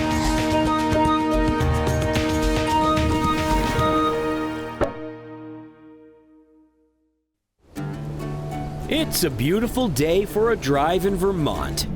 The Blue World team is taking a road trip out to Lake Champlain to do some wreck diving. Lake Champlain, the 13th largest lake in the U.S., lies on the border between Vermont and New York State. We're diving with Waterfront Diving Center in Burlington. Over the past few days, we've visited the wrecks of historically significant canal schooners and less significant but equally mysterious deep water wrecks. Today, we're exploring one of the most famous wrecks in the lake, the Horse Ferry.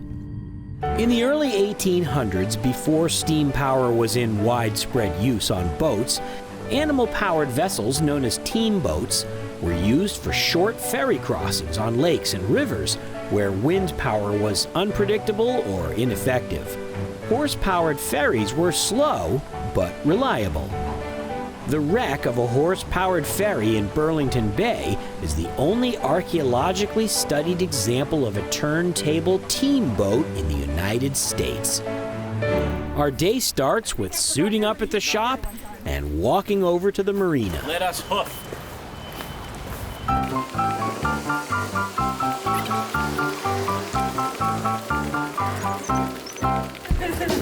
Woo! Such a long walk.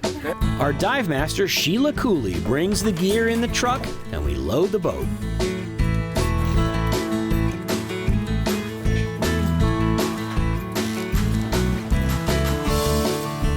Soon we're off in a small dive boat with a 150 horsepower motor. We take for granted how many horses fit on this boat. The weather has turned a little rainy, but we don't mind because we're gonna get wet anyway.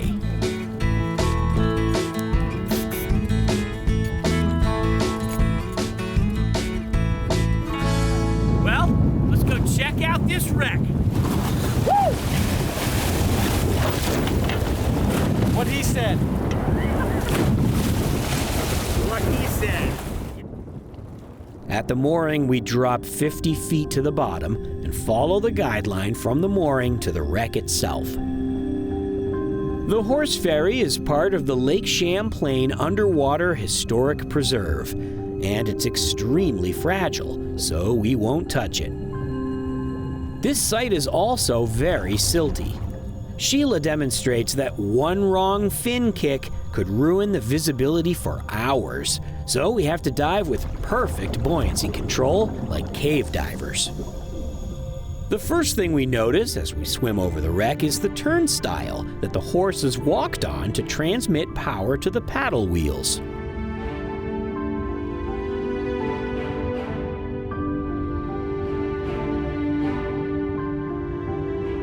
The deck planking is long gone, but the wooden beams that comprise the frame of the boat are still intact. Nobody knows exactly when this boat was built or sank, but given the general time frame that horse ferries were used, we know the wreck is probably at least 150 years old.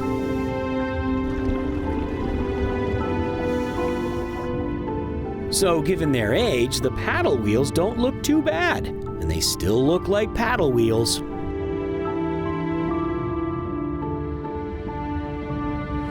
Over at the Lake Champlain Maritime Museum, archaeologist Chris Sabick gives us a tour of the horse ferry exhibit.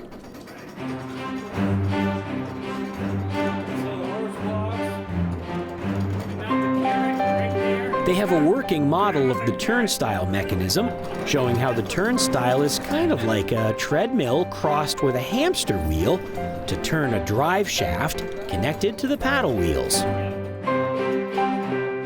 Underwater, we can see the resemblance.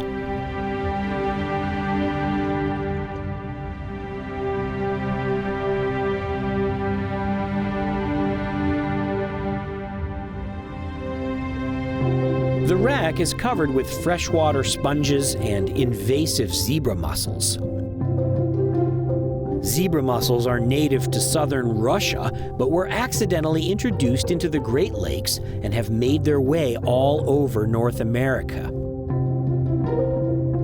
They get their name from the distinctive zebra stripes on their shells.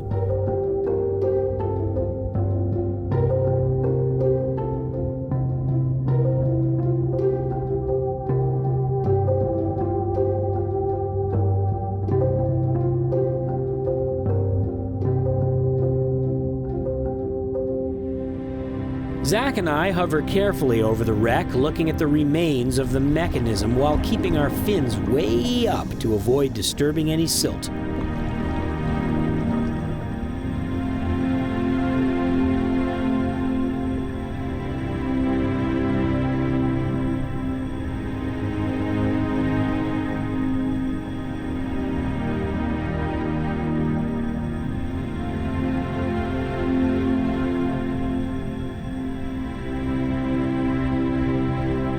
Finally, we make our way back to the mooring line and the surface. Man, that wreck is still deep, but you can still see the turnstile where the horses walked. You know what's amazing? It was 2 horsepower. The wreck of the horse ferry in Lake Champlain may not look like much, but this unique piece of history may very well be the only such example of a horse-powered ferry of this type surviving in the world. So it represents a unique opportunity for people to visit the past in the blue world. Don't go away. Jonathan and Todd are going cave diving with world-famous cave diver Ed Sorensen. Merritt's Mill Pond in Marianna, Florida, is a cave diver's paradise. If it looks like a flooded river, that's because this pond was created by damming up a river to power a mill. The mill is gone, but now it's a reservoir originating at Jackson Blue Spring. The spring discharges a massive amount of groundwater every day from an immense cave system, making it popular with cave divers. Jackson Blue Spring is a first magnitude spring, which means it spits out at least 64 million gallons of water every day, which is enough to keep that entire Merritt's Mill Pond filled with crystal clear water. The Blue World team begins the day carrying our gear from our rental house down to the dock. Cameraman Todd, Zach of All Trades, and I are preparing for a fun day on and in the water. You know, on most shoots, we have to rent a van to get around. But for this shoot, we have to rent a boat because all of the dive sites are accessible only from water on this little pond. We begin by assembling our dive gear on the dock, where we have a little more space to work.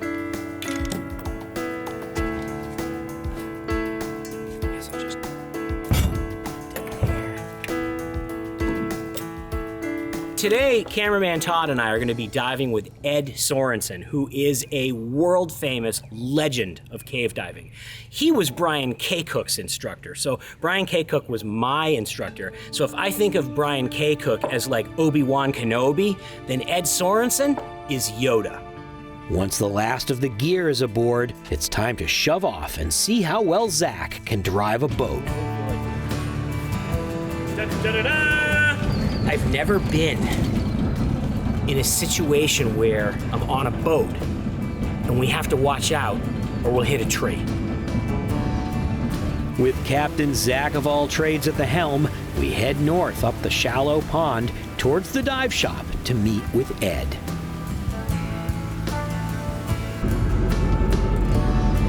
You know, it's kind of weird when you pull up to the dive shop in a boat. Zach brings her in like a pro and we tie off to the dock.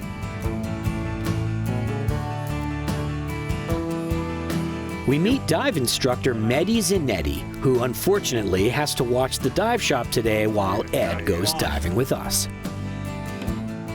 Up the hill, cave adventurers, known around the world as the gateway to the numerous caves of Mariana, Florida. Hey, Ed! Great to see you. Great to finally meet you. So, ready for some diving? I am ready. All right, well, why don't we head over to Jackson Blue and see what crystal clear water looks like? I can't wait to see it. As soon as we can get Zach away from his new buddy Maverick, we can hit the road. I mean, the water. Back down at the dock, Mehdi loads Ed's gear onto the boat.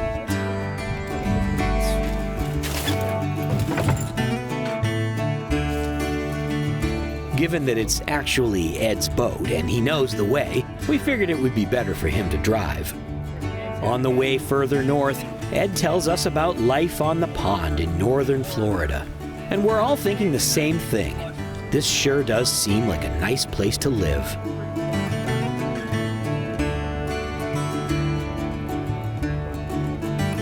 Soon we approach Blue Springs Recreation Area, a state park built around Jackson Blue Spring. Since it's after Labor Day, they're closed for the season, but diving is still allowed. Most people show up in a car and dive from shore, but with a boat, we can tie up and swim in. We'll gear up in the water, and Ed certainly has a casual way of doing it. Finally, it's time to suit up.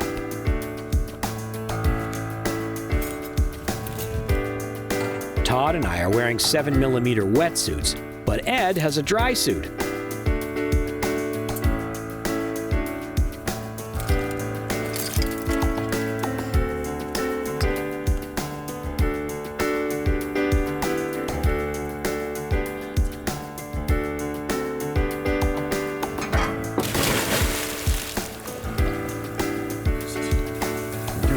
Mowing? Ed moves some of the floating eelgrass to clear a spot.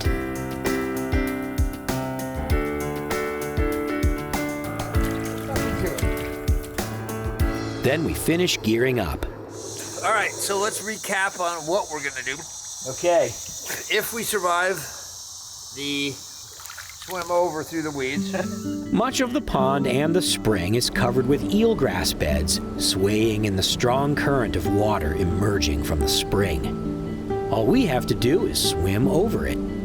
Ed leads the way around the outside of the spring to avoid the strongest current in the middle. It's like swimming over a field of wheat.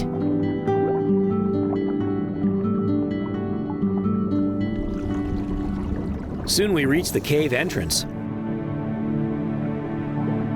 The water blasting out pushes us backwards.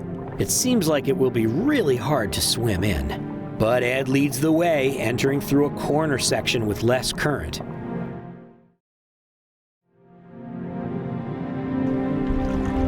He points out his reel that he placed for teaching, so we don't need to run our own. We will follow this line to the permanent guideline deep in the cavern zone.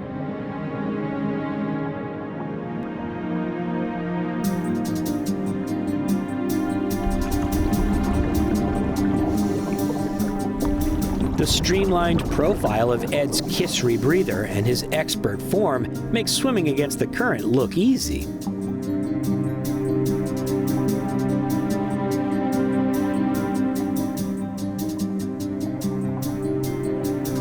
Where the entrance narrows, the current becomes quite fierce, but fortunately there are big rocks to grab for help.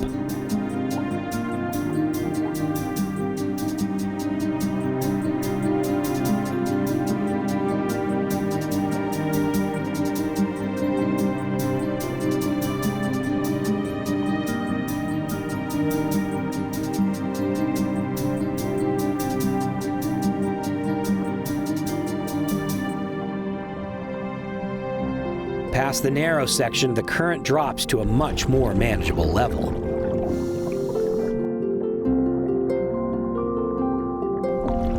Inside the cavern zone, we can still see daylight from the entrance. We make slow but steady progress against the flow. I can already tell I'm not going to get very far into this cave before I hit my thirds and need to turn around.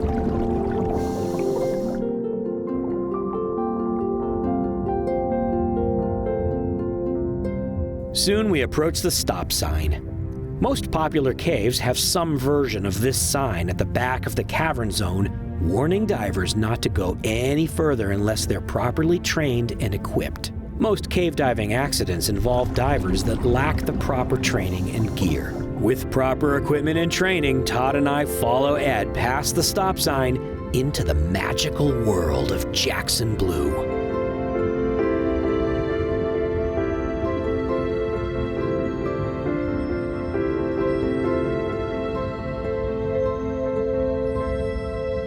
The first big breakdown area is a giant jumble of huge boulders. There are all kinds of little swim-throughs, restrictions, and side passages. Since they're so close to the exit, we can check those out on the way back. For now, we're pushing into the cave so Ed can show us some of his favorite spots.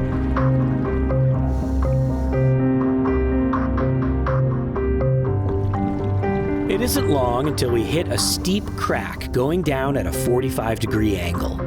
An impressive flow pushes up through this narrow crack, but Ed glides right down like it's nothing.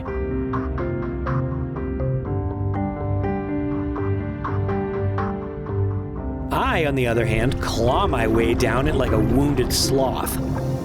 I blame my camera. That's my story, and I'm sticking to it.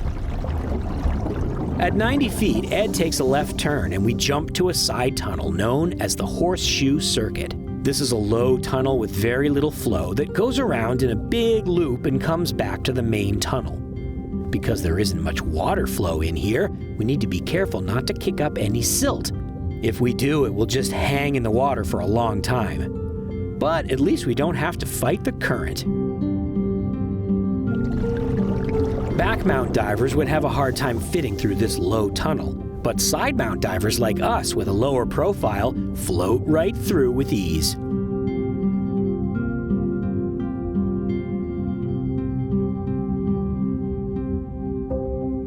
Soon, Ed approaches a restriction. He vanishes into a hole in the wall and pops out on the other side back in the main section of the cave. It doesn't look too tight, so I squeeze in next.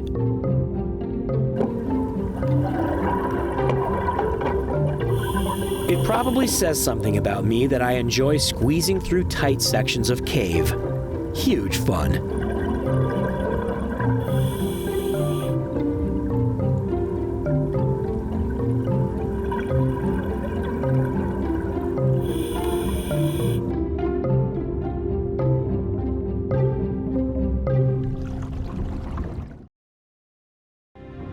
Back in the main cave tunnel, we keep going upstream, and the tunnel has gotten quite large. Because it's larger in diameter, the water moves slower, and swimming is a little easier, but we're still swimming upstream, and it's slow going. On the floor of the cave, the sand has formed waves like the bottom of a river, a condition created by the flow of water. In the troughs between the waves, tiny fossils, shells, and pieces of coral from the limestone, which used to be an ancient seabed. The clear water means the guideline is always easy to see. The wavy section of cave floor almost looks like a path leading the way into the darkness.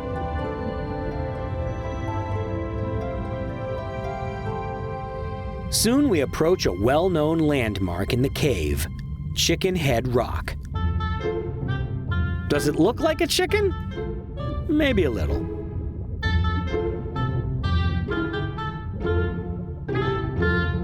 As a couple divers on scooters pass by, We've just about reached our thirds, so this is a good place to turn around and start back. Of course, on the way back, we drift along with the flow, so we go faster with much less effort.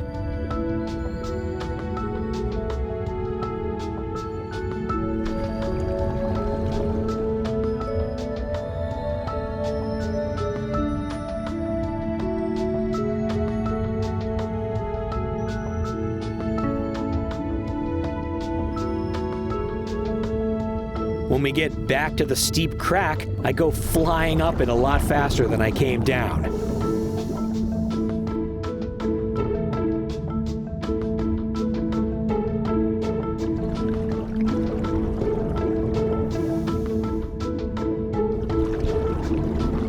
Back in the shallows of the big breakdown area, Ed shows us another cool circuit.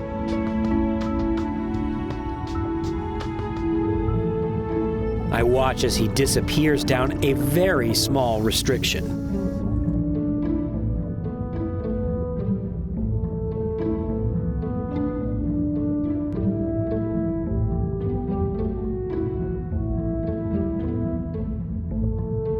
It seems to me that I would probably fit down that hole, but I think better of it when I realize I'm not sure how much space there is in there to turn around. So I back up and watch as Ed comes back out.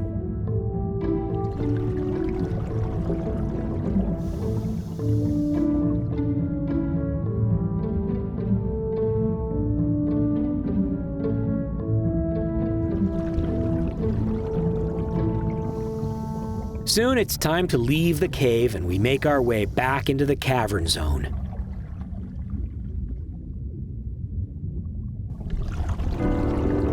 We get shot at high speed out of the throat of the narrow section and back up into the main cavern area.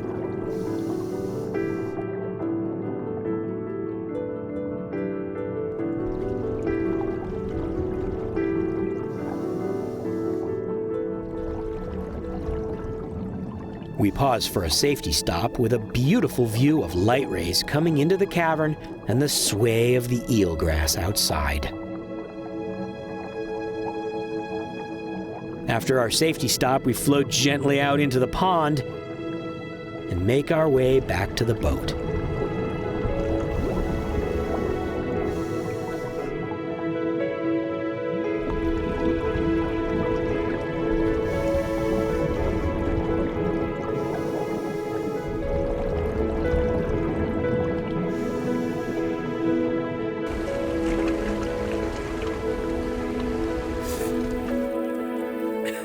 That was fun.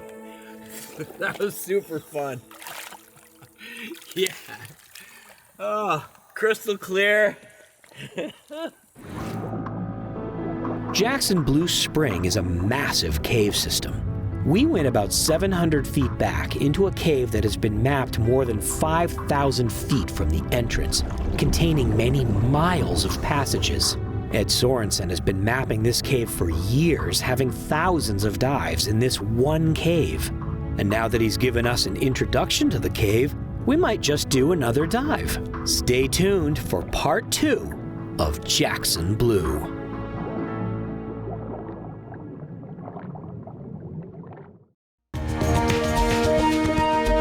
Meet Jonathan Bird, one of the world's top underwater nature cinematographers. Traveling the world on assignment for all the major networks, he is an Emmy Award-winning authority on the underwater world. In freshwater or salt, reefs, wrecks, or caves, Jonathan documents the world beneath the waves. Welcome to the Blue World.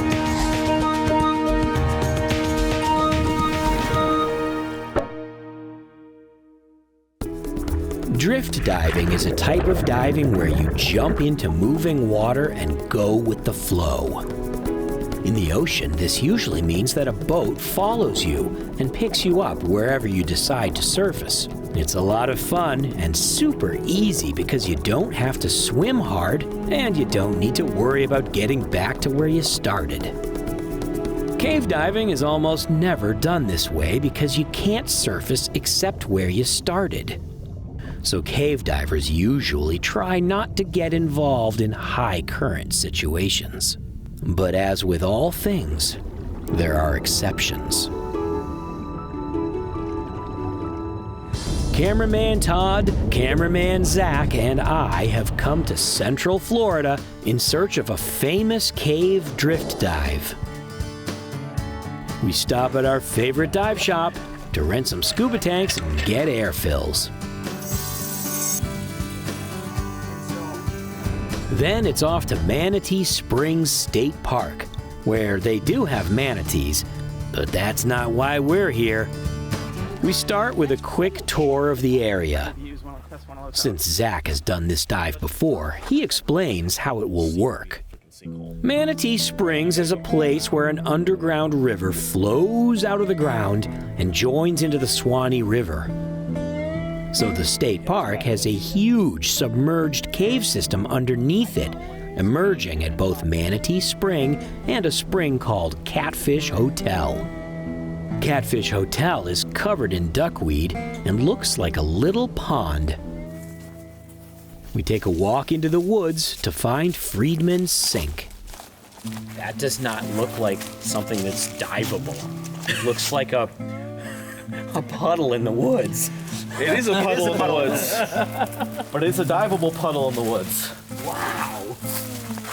That's crazy. So this is Where's the part you go in? right there. Today, we're gonna do a cave drift dive, where we're gonna go in here and we're gonna come out downstream at the Catfish Hotel.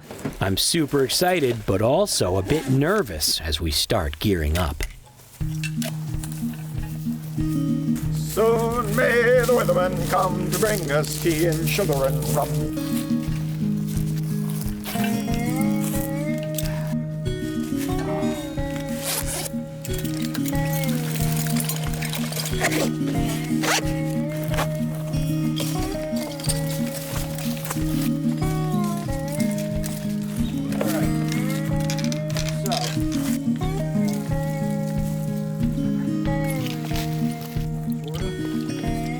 Don't worry, I'll get him. I get it easy for us.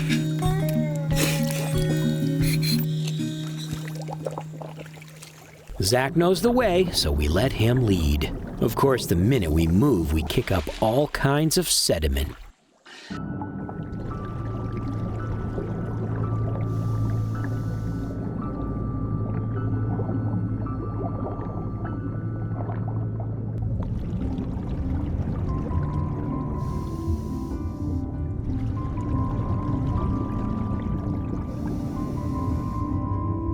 Todd and I follow Zach down the hole and emerge into the cave with strong current passing by.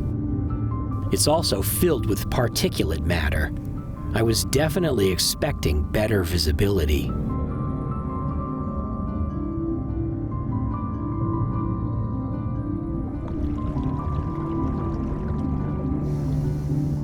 Once we've gotten our buoyancy dialed in, we start swimming gently with the current. Fortunately, the current is doing most of the work.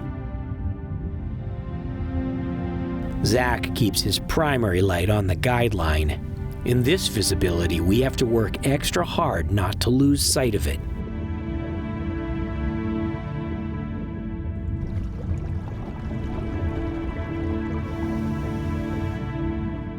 It's a very disconcerting feeling knowing that after a few minutes of drifting, we probably would not be able to get back to Friedman's Sink if we had to, against the current.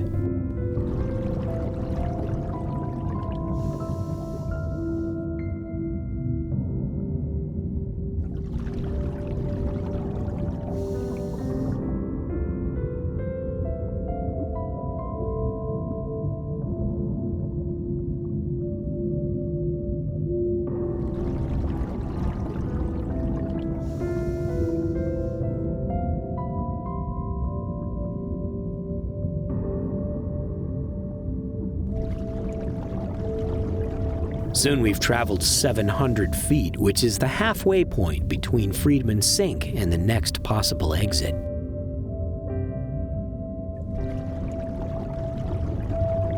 In larger sections of the cave, the current gets slower and the pace feels a little more relaxed, but I still can't stop thinking about how far the next exit will be.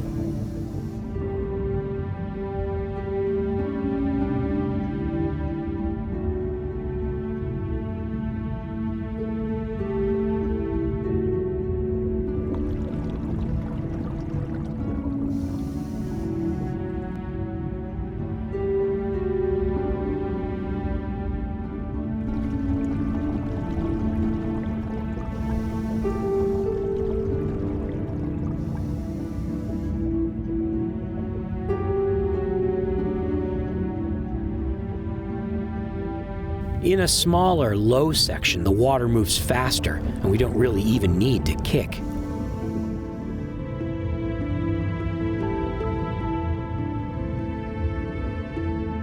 Zach points out the line that will take us up to a small possible exit known as Sue's Spring. But since we're doing fine and have plenty of air, we will keep going towards the Catfish Hotel.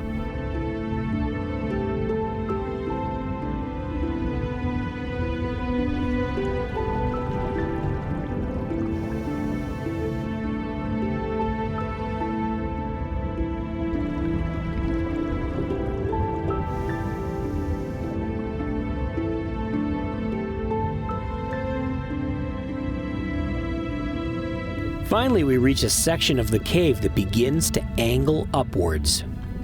We're approaching the end of the line.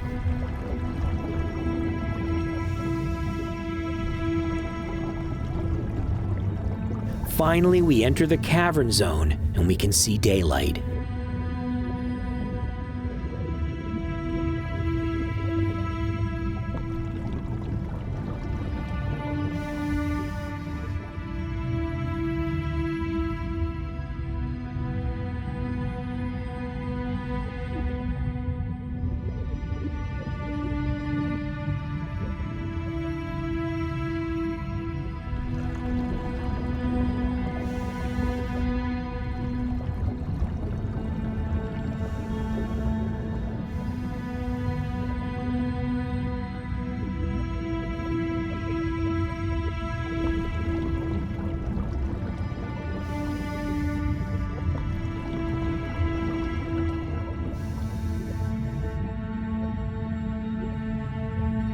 Catfish Hotel might be known for its large population of catfish, but we're not finding very many. The holes in the rocks are supposed to have catfish in them. I guess there's a vacancy at the hotel. I hunt around under a ledge and find a few hiding.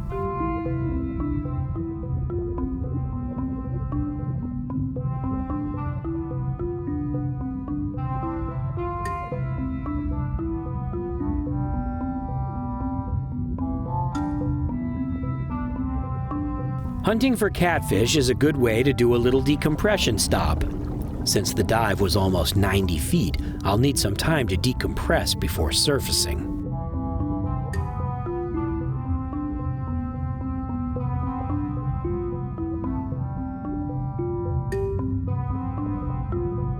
Zach has found a little turtle hanging out.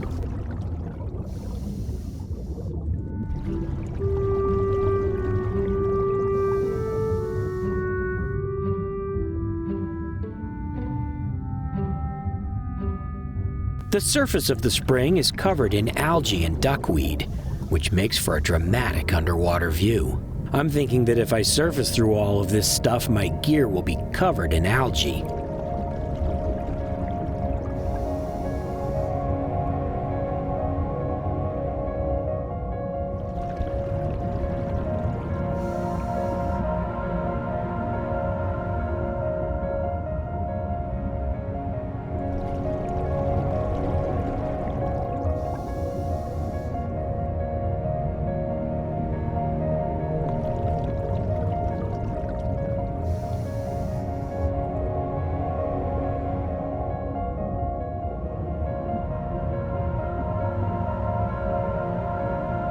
We head over to the swim platform and I use my regulator to clear out a spot to surface.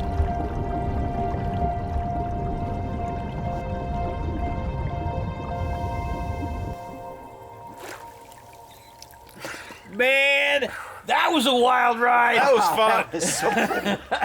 It goes against all my training, but it was fun. The drift from Freedman's Sink to Catfish Hotel is an exhilarating but extremely unusual cave dive. This practice goes against standard cave training and is only undertaken here because of the short distance, multiple exit points, and long history. This is one of the only dives of its type in the world, and it's a thrill every cave diver should experience. It's another amazing place in the blue world. Don't go away. Jonathan is about to explore 3 fishy shipwrecks in Florida. The Blue Heron Bridge in Riviera Beach, Florida is one of the most famous muck dives in the world. But it's not the only dive in town. Just offshore lie fabulous coral reefs and wrecks to explore. And today we're going to check them out. Riviera Beach is located on the eastern shore of Florida, bathed in the warm, clear waters of the Gulf Stream. Our adventure begins at Pura Vida Divers.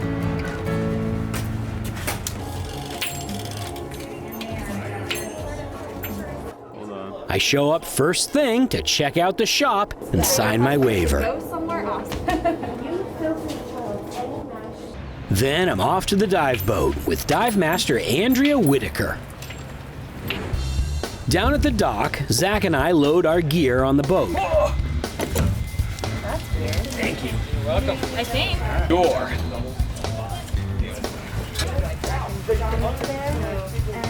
Then we take a few minutes to set everything up before we depart.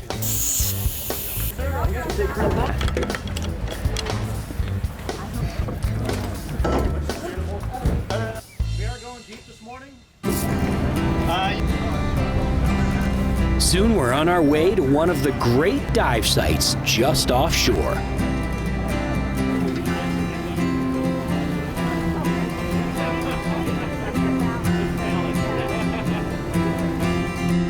Andrea is not only a dive master, but a talented underwater photographer, so she knows where to take us for some good shots. Finally, it's time to suit up.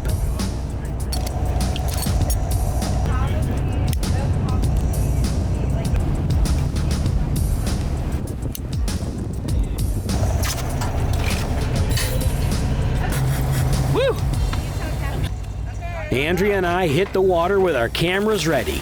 Zach is not far behind. We're diving a site called Governor's River Walk. It's 3 small shipwrecks with a chain leading the way from one to the next. 3 wreck dives in one dive. On the first wreck, we find a Goliath grouper hiding inside.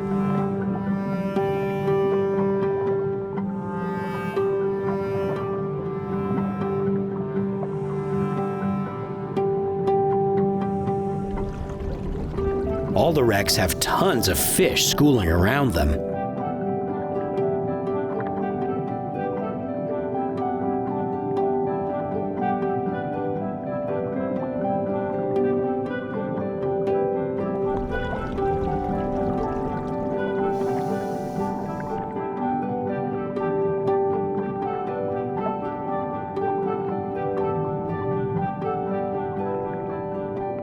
Andrea's leading the way, looking for great shots.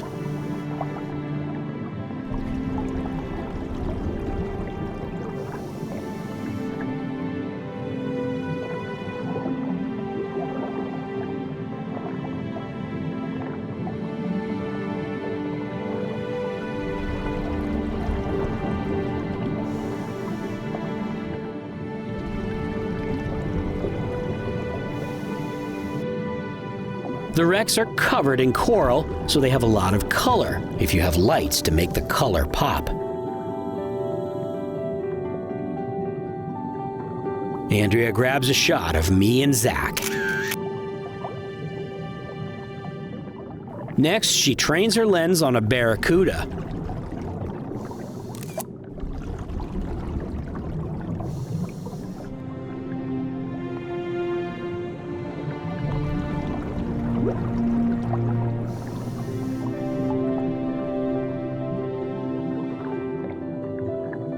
There are sea fans and swim-throughs.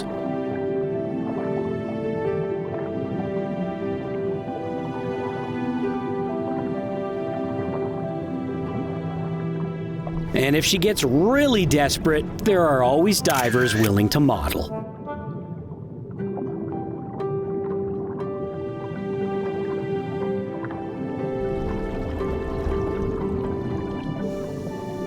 We pass over a small reef on our way to the last wreck.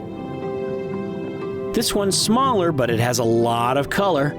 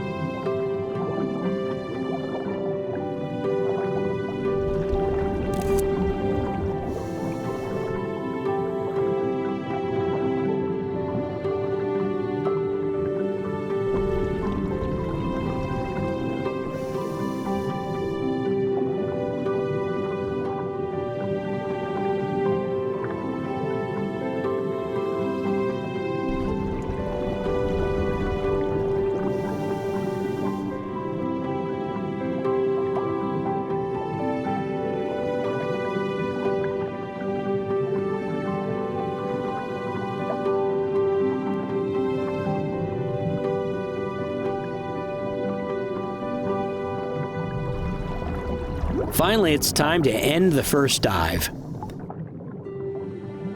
Andrea sends up an SMB, a surface marker buoy, or as most divers call it, a safety sausage.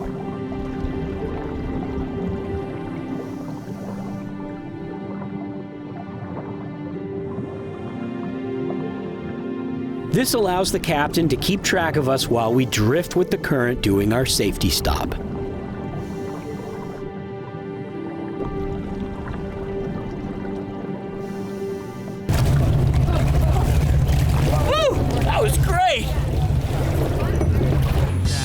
We have a nice surface interval while Captain Scott moves the boat to another site. We switch tanks, and then it's time to dive again.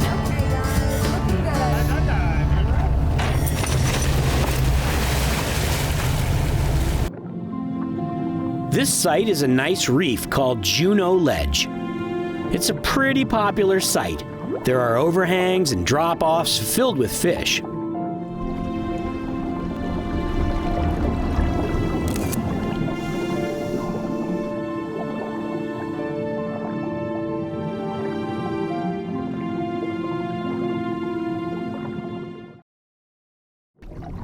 You have to keep an eye peeled because sometimes interesting subjects conceal themselves with camouflage. But not this guy. A scorpionfish sits in a sponge like it's a couch. He looks pretty comfortable.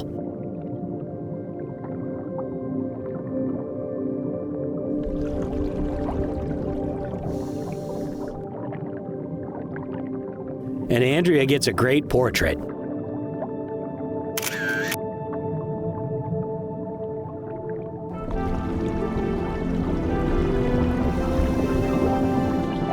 Andrea also points out a nurse shark swimming by.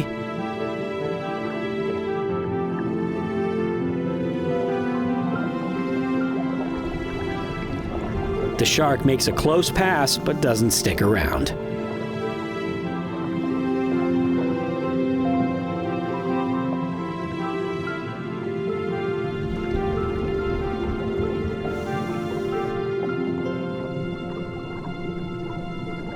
A lionfish is an invasive species in Florida, but it's still a beautiful fish to film.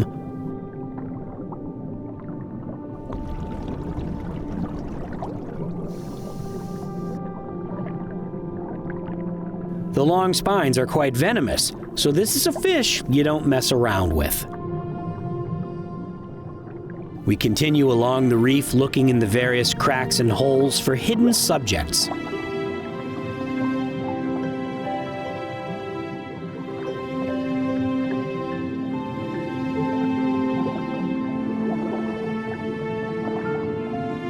I come across a pair of gray angelfish.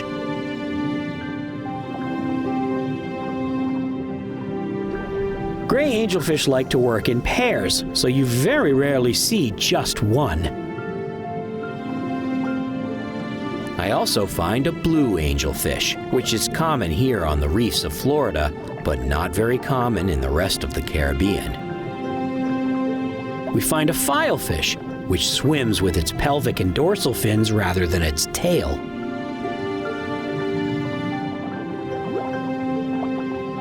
The reef has some really nice, healthy barrel sponges.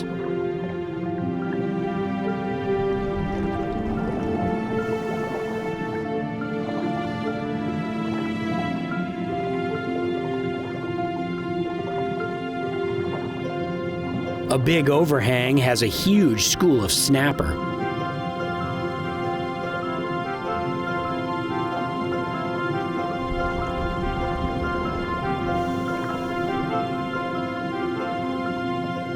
We make it down to about 80 feet, so it's not long before we need to head up.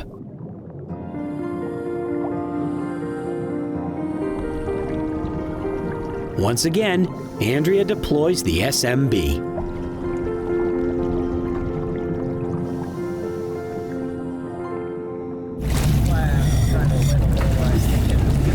Woo! What a great dive, so many fish. It's hard to believe how much healthy marine life there is just a short distance from the Riviera Beach skyline. There are colorful wrecks, healthy reefs, and a ton of fish less than a mile offshore. The east coast of Florida is an often underappreciated dive destination, and it just goes to show that there are amazing wonders to be seen all over the blue world.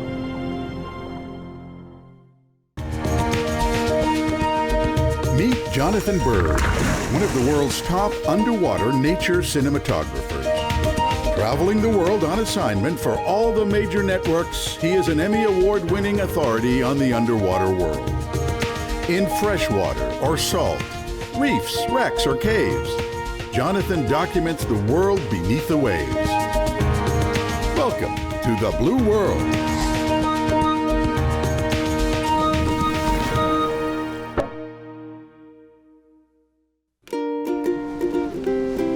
The big island of Hawaii. It's an ocean lover's paradise with clear, warm water, lush tropical vegetation, and plenty of seashore activities. And of course, the underwater environment is even better. But not all the great diving is on the reef or during the day. After the sun goes down, divers go looking for creatures of the abyss.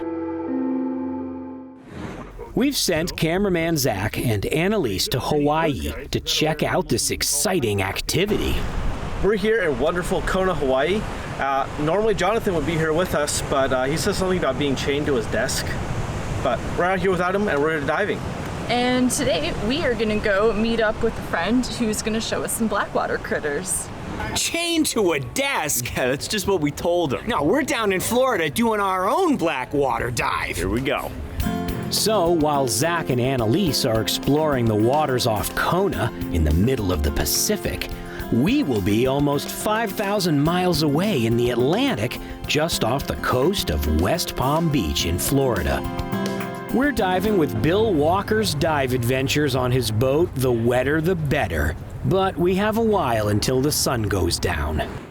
Meanwhile, back in Hawaii, Zach and I are diving with Kona Honu divers on the Honolele. But first we have to wait for the sun to go down.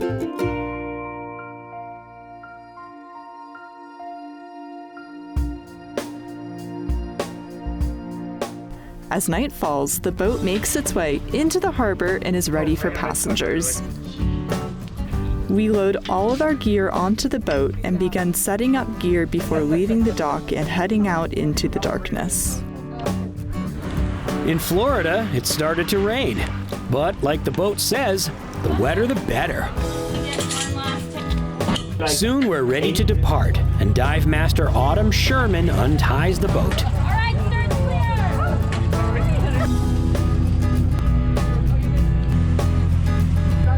Then Then Zach of All Trades and I get a dive briefing from John Phillips. He explains that we're going to be floating along with the current in the open ocean. The crew lowers a bright array of lights that hangs from a buoy. They don't hang it from the boat because the wind blows the boat. The buoy goes with the current at the same speed as the divers, but that's not how they do it in Hawaii. Dive guide Jeff, who actually wrote the book on Blackwater diving, gives us our dive briefing. We're doing our Blackwater dive a little differently. We'll all be individually tethered to the boat and stick together as a group, so that way nobody gets lost or floats away. Jeff still places a safety light in the water so that we'll all still be able to orient ourselves around it. Now it's time to gear up.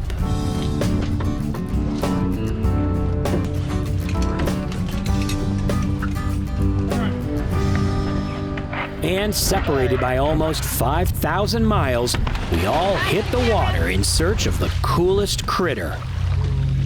We all descend down our lines and get accustomed to the darkness at a depth of about 65 feet. The current is pretty strong down here, and I'm trying not to think about the almost 7,000 feet of water below me. I'm kind of glad that I'm tethered into the boat. Floating in the open ocean, our only reference is the bright lights hanging down from the buoy. Up above, the boat captain follows the buoy. When we float away from the buoy, it gets really dark.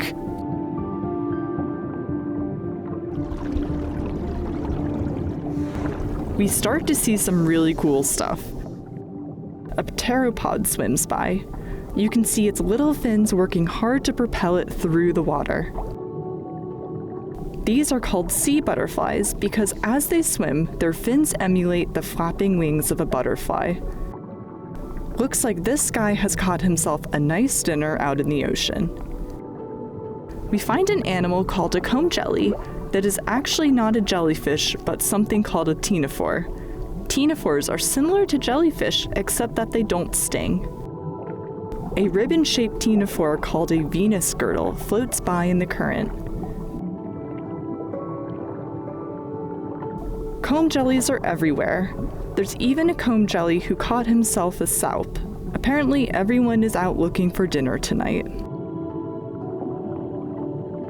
Speaking of salps, they also seem to be abundant. This one has a little amphipod hitching a ride.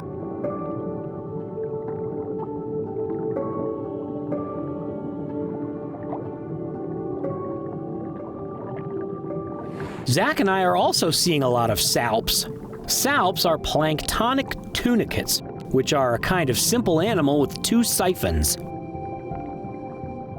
They pump water through their body to move and to feed.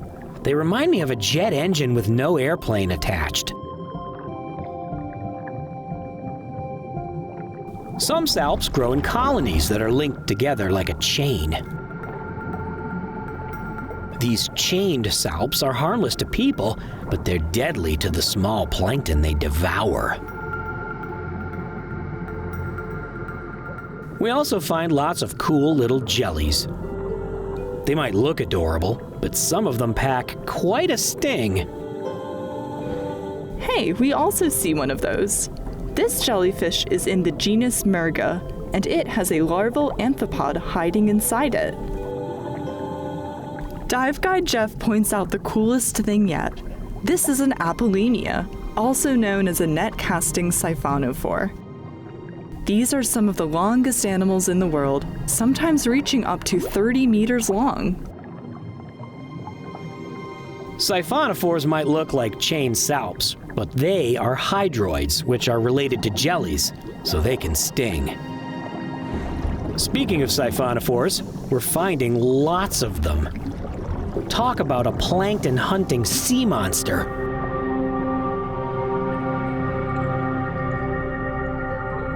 This siphonophore has a defense mechanism when it senses my camera.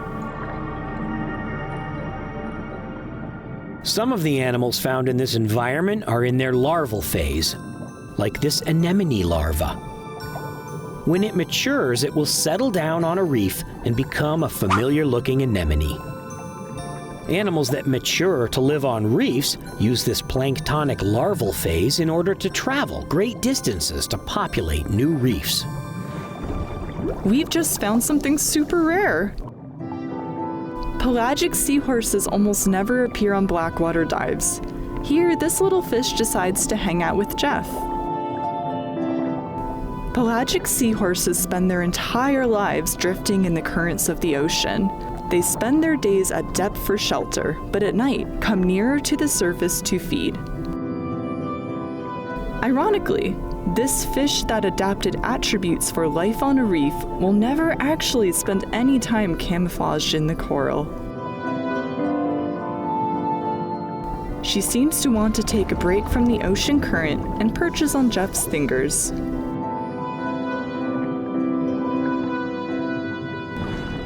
Back in Florida, we find a swimming brain. Well, it looks like a brain. This animal is called a larvation. It's actually related to a salp, a tiny pelagic tunicate that swims with a flapping tail like a tadpole. It generates an enormous bubble-like net called a house to catch prey. This house, made of protein and cellulose, gets discarded regularly when it gets clogged up. We also see juvenile fish. This larval dragonfish looks to me like Randall from Monsters, Inc., which is no surprise because it's going to look like this when it's mature. We're seeing a bunch of juvenile fish as well. Only fish with a very long juvenile stage can reach Hawaii from other islands. Here's an indigo dartfish. There's also a juvenile Moorish idol. This is a fish that we commonly see as adults on the Hawaii reef.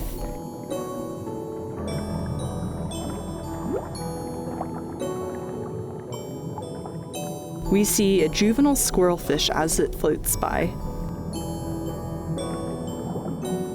Jeff points out his favorite fish, a juvenile longjaw flounder. We're interrupted by something unexpected. An oceanic white-tipped shark comes out of the darkness and appears to be curious about us.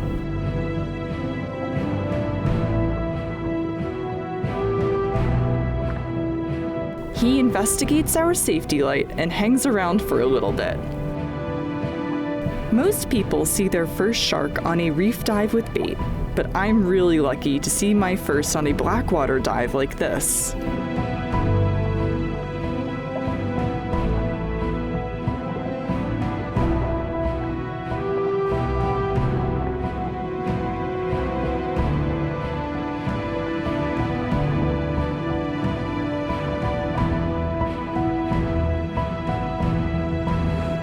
We didn't find any sharks, but we did find what is considered to be the holy grail of Florida Blackwater diving, the scalloped ribbon fish. This is a pelagic deep water species that lives its entire life in the deep open ocean. It's shiny like a mirror and makes filming really difficult because it reflects my lights right back into the lens. This is an adaptation for camouflage in open water.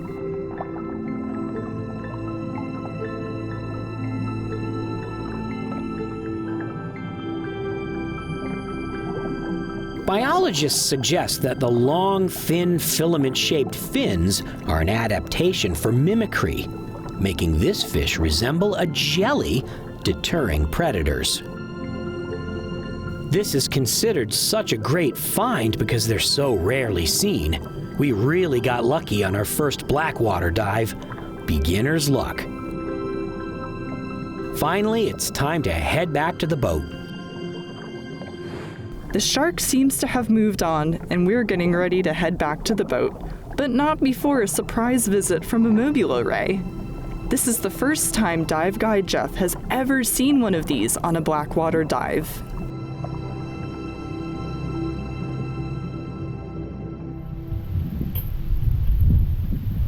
Okay, that was the coolest dive ever. I saw my first shark guys and seahorses all over the place. Blackwater diving can be a little spooky, but it's such a unique diving experience and a chance to see things that we would never see during the day or diving on a reef. With only one dive in the Pacific and one dive in the Atlantic, we saw an amazing amount of stuff. But we barely scratched the surface of what's out there. Who knows what we might find on our next Blackwater dive in the blue world.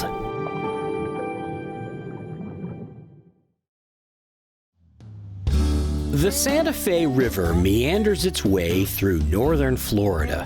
Along the way, it's fed by many springs, including the Devil's Spring System, which is famous with cave divers. I've done a fair number of cave dives, but I've never done a really high flow cave. So I'm here at the Devil's Spring System in Florida to check it out. Behind me, one of the entrances to the cave is marked by a buoy. It's practically in the Santa Fe River. The river's got this kind of brown tannic water, and the water coming out of the spring is crystal clear. So when they mix, you get kind of cool colors, and I can't wait to check that out. The Devil's Spring System consists of 3 springs. Little Devil creates a short spring run out to the Santa Fe River, where there are 2 more, Devil's Eye and Devil's Ear. Cameraman Todd, cameraman Zach, and I are not the only ones unloading gear to dive this amazing spot.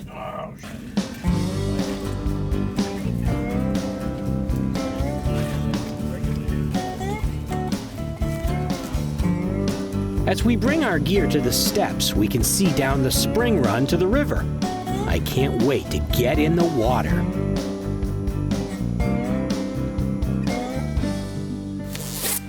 First you go up.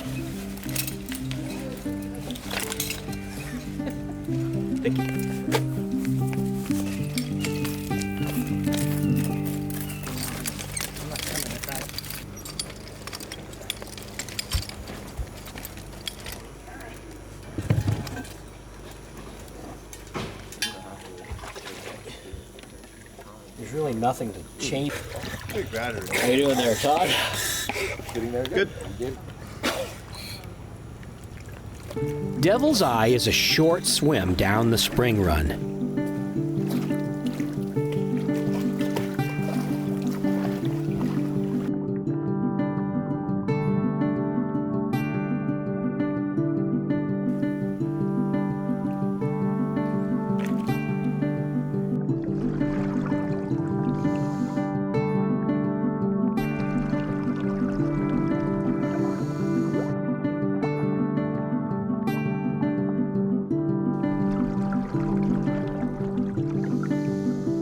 And there it is. It's a little deceiving. From above, you can't really see how much water is coming out of this hole in the ground.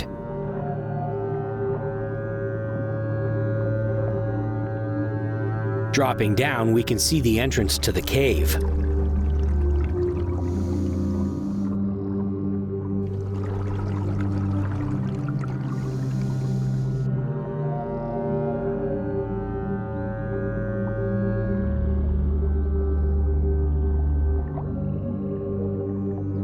Today I got real duty, which means I have to run our safety line from outside the cave into the main guideline, which is down by the warning sign.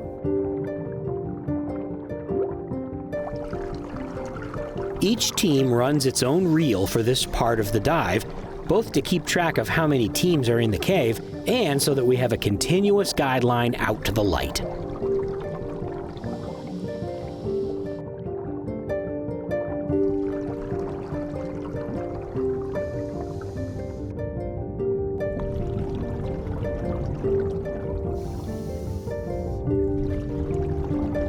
After I tie into the main cave line, we can continue into the cave.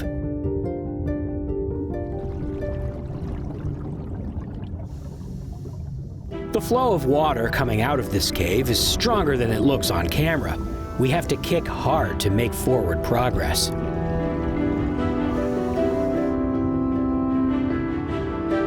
That exertion uses a lot more air than we would use in other caves.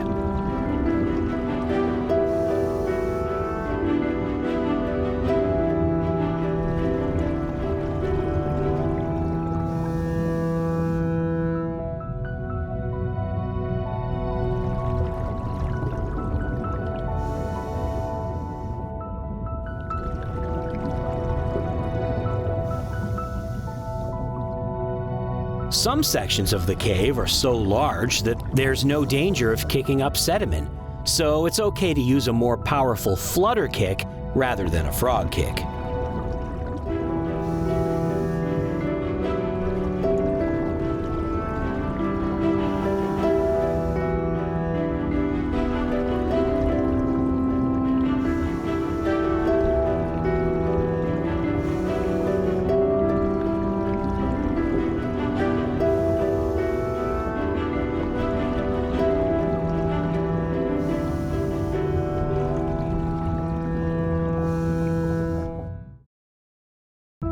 In this section of cave, we can clearly see where water once flowed back when this cave was partially dry during the last ice age.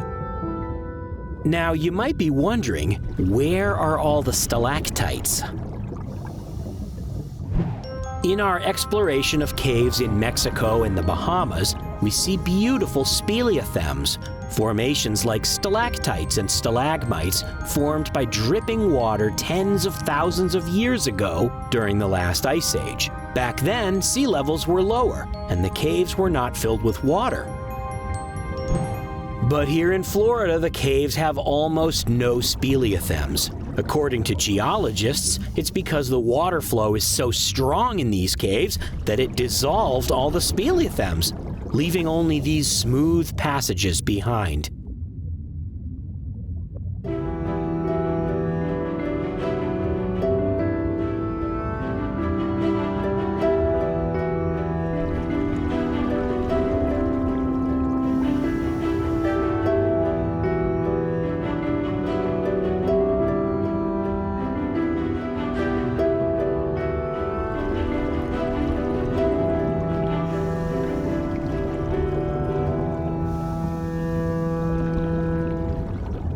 The rules of cave diving say that when you've used 1/3 of your air, you must turn around and start back. In this much flow, it doesn't take long for us to hit thirds because of the exertion.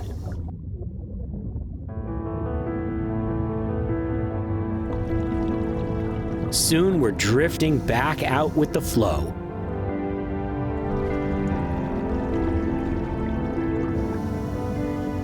We make it back to the entrance in a fraction of the time it took us to swim in.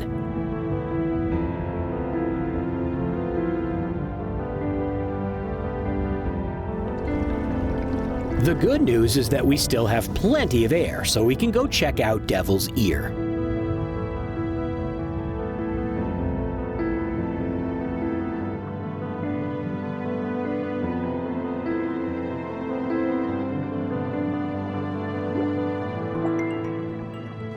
We swim through our own bubbles. Exhaled air in the cave collects on the ceiling and then slowly percolates through the porous limestone. It's like swimming in a big can of seltzer.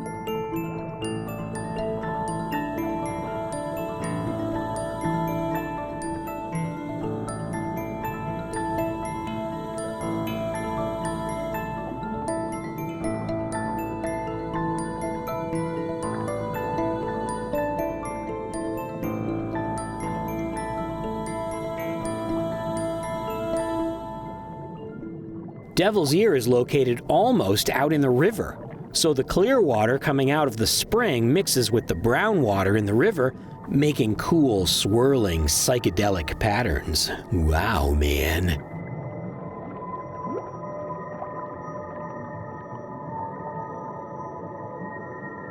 Down inside, I can look one way, and the water's brown. Then in the other direction, it's clear.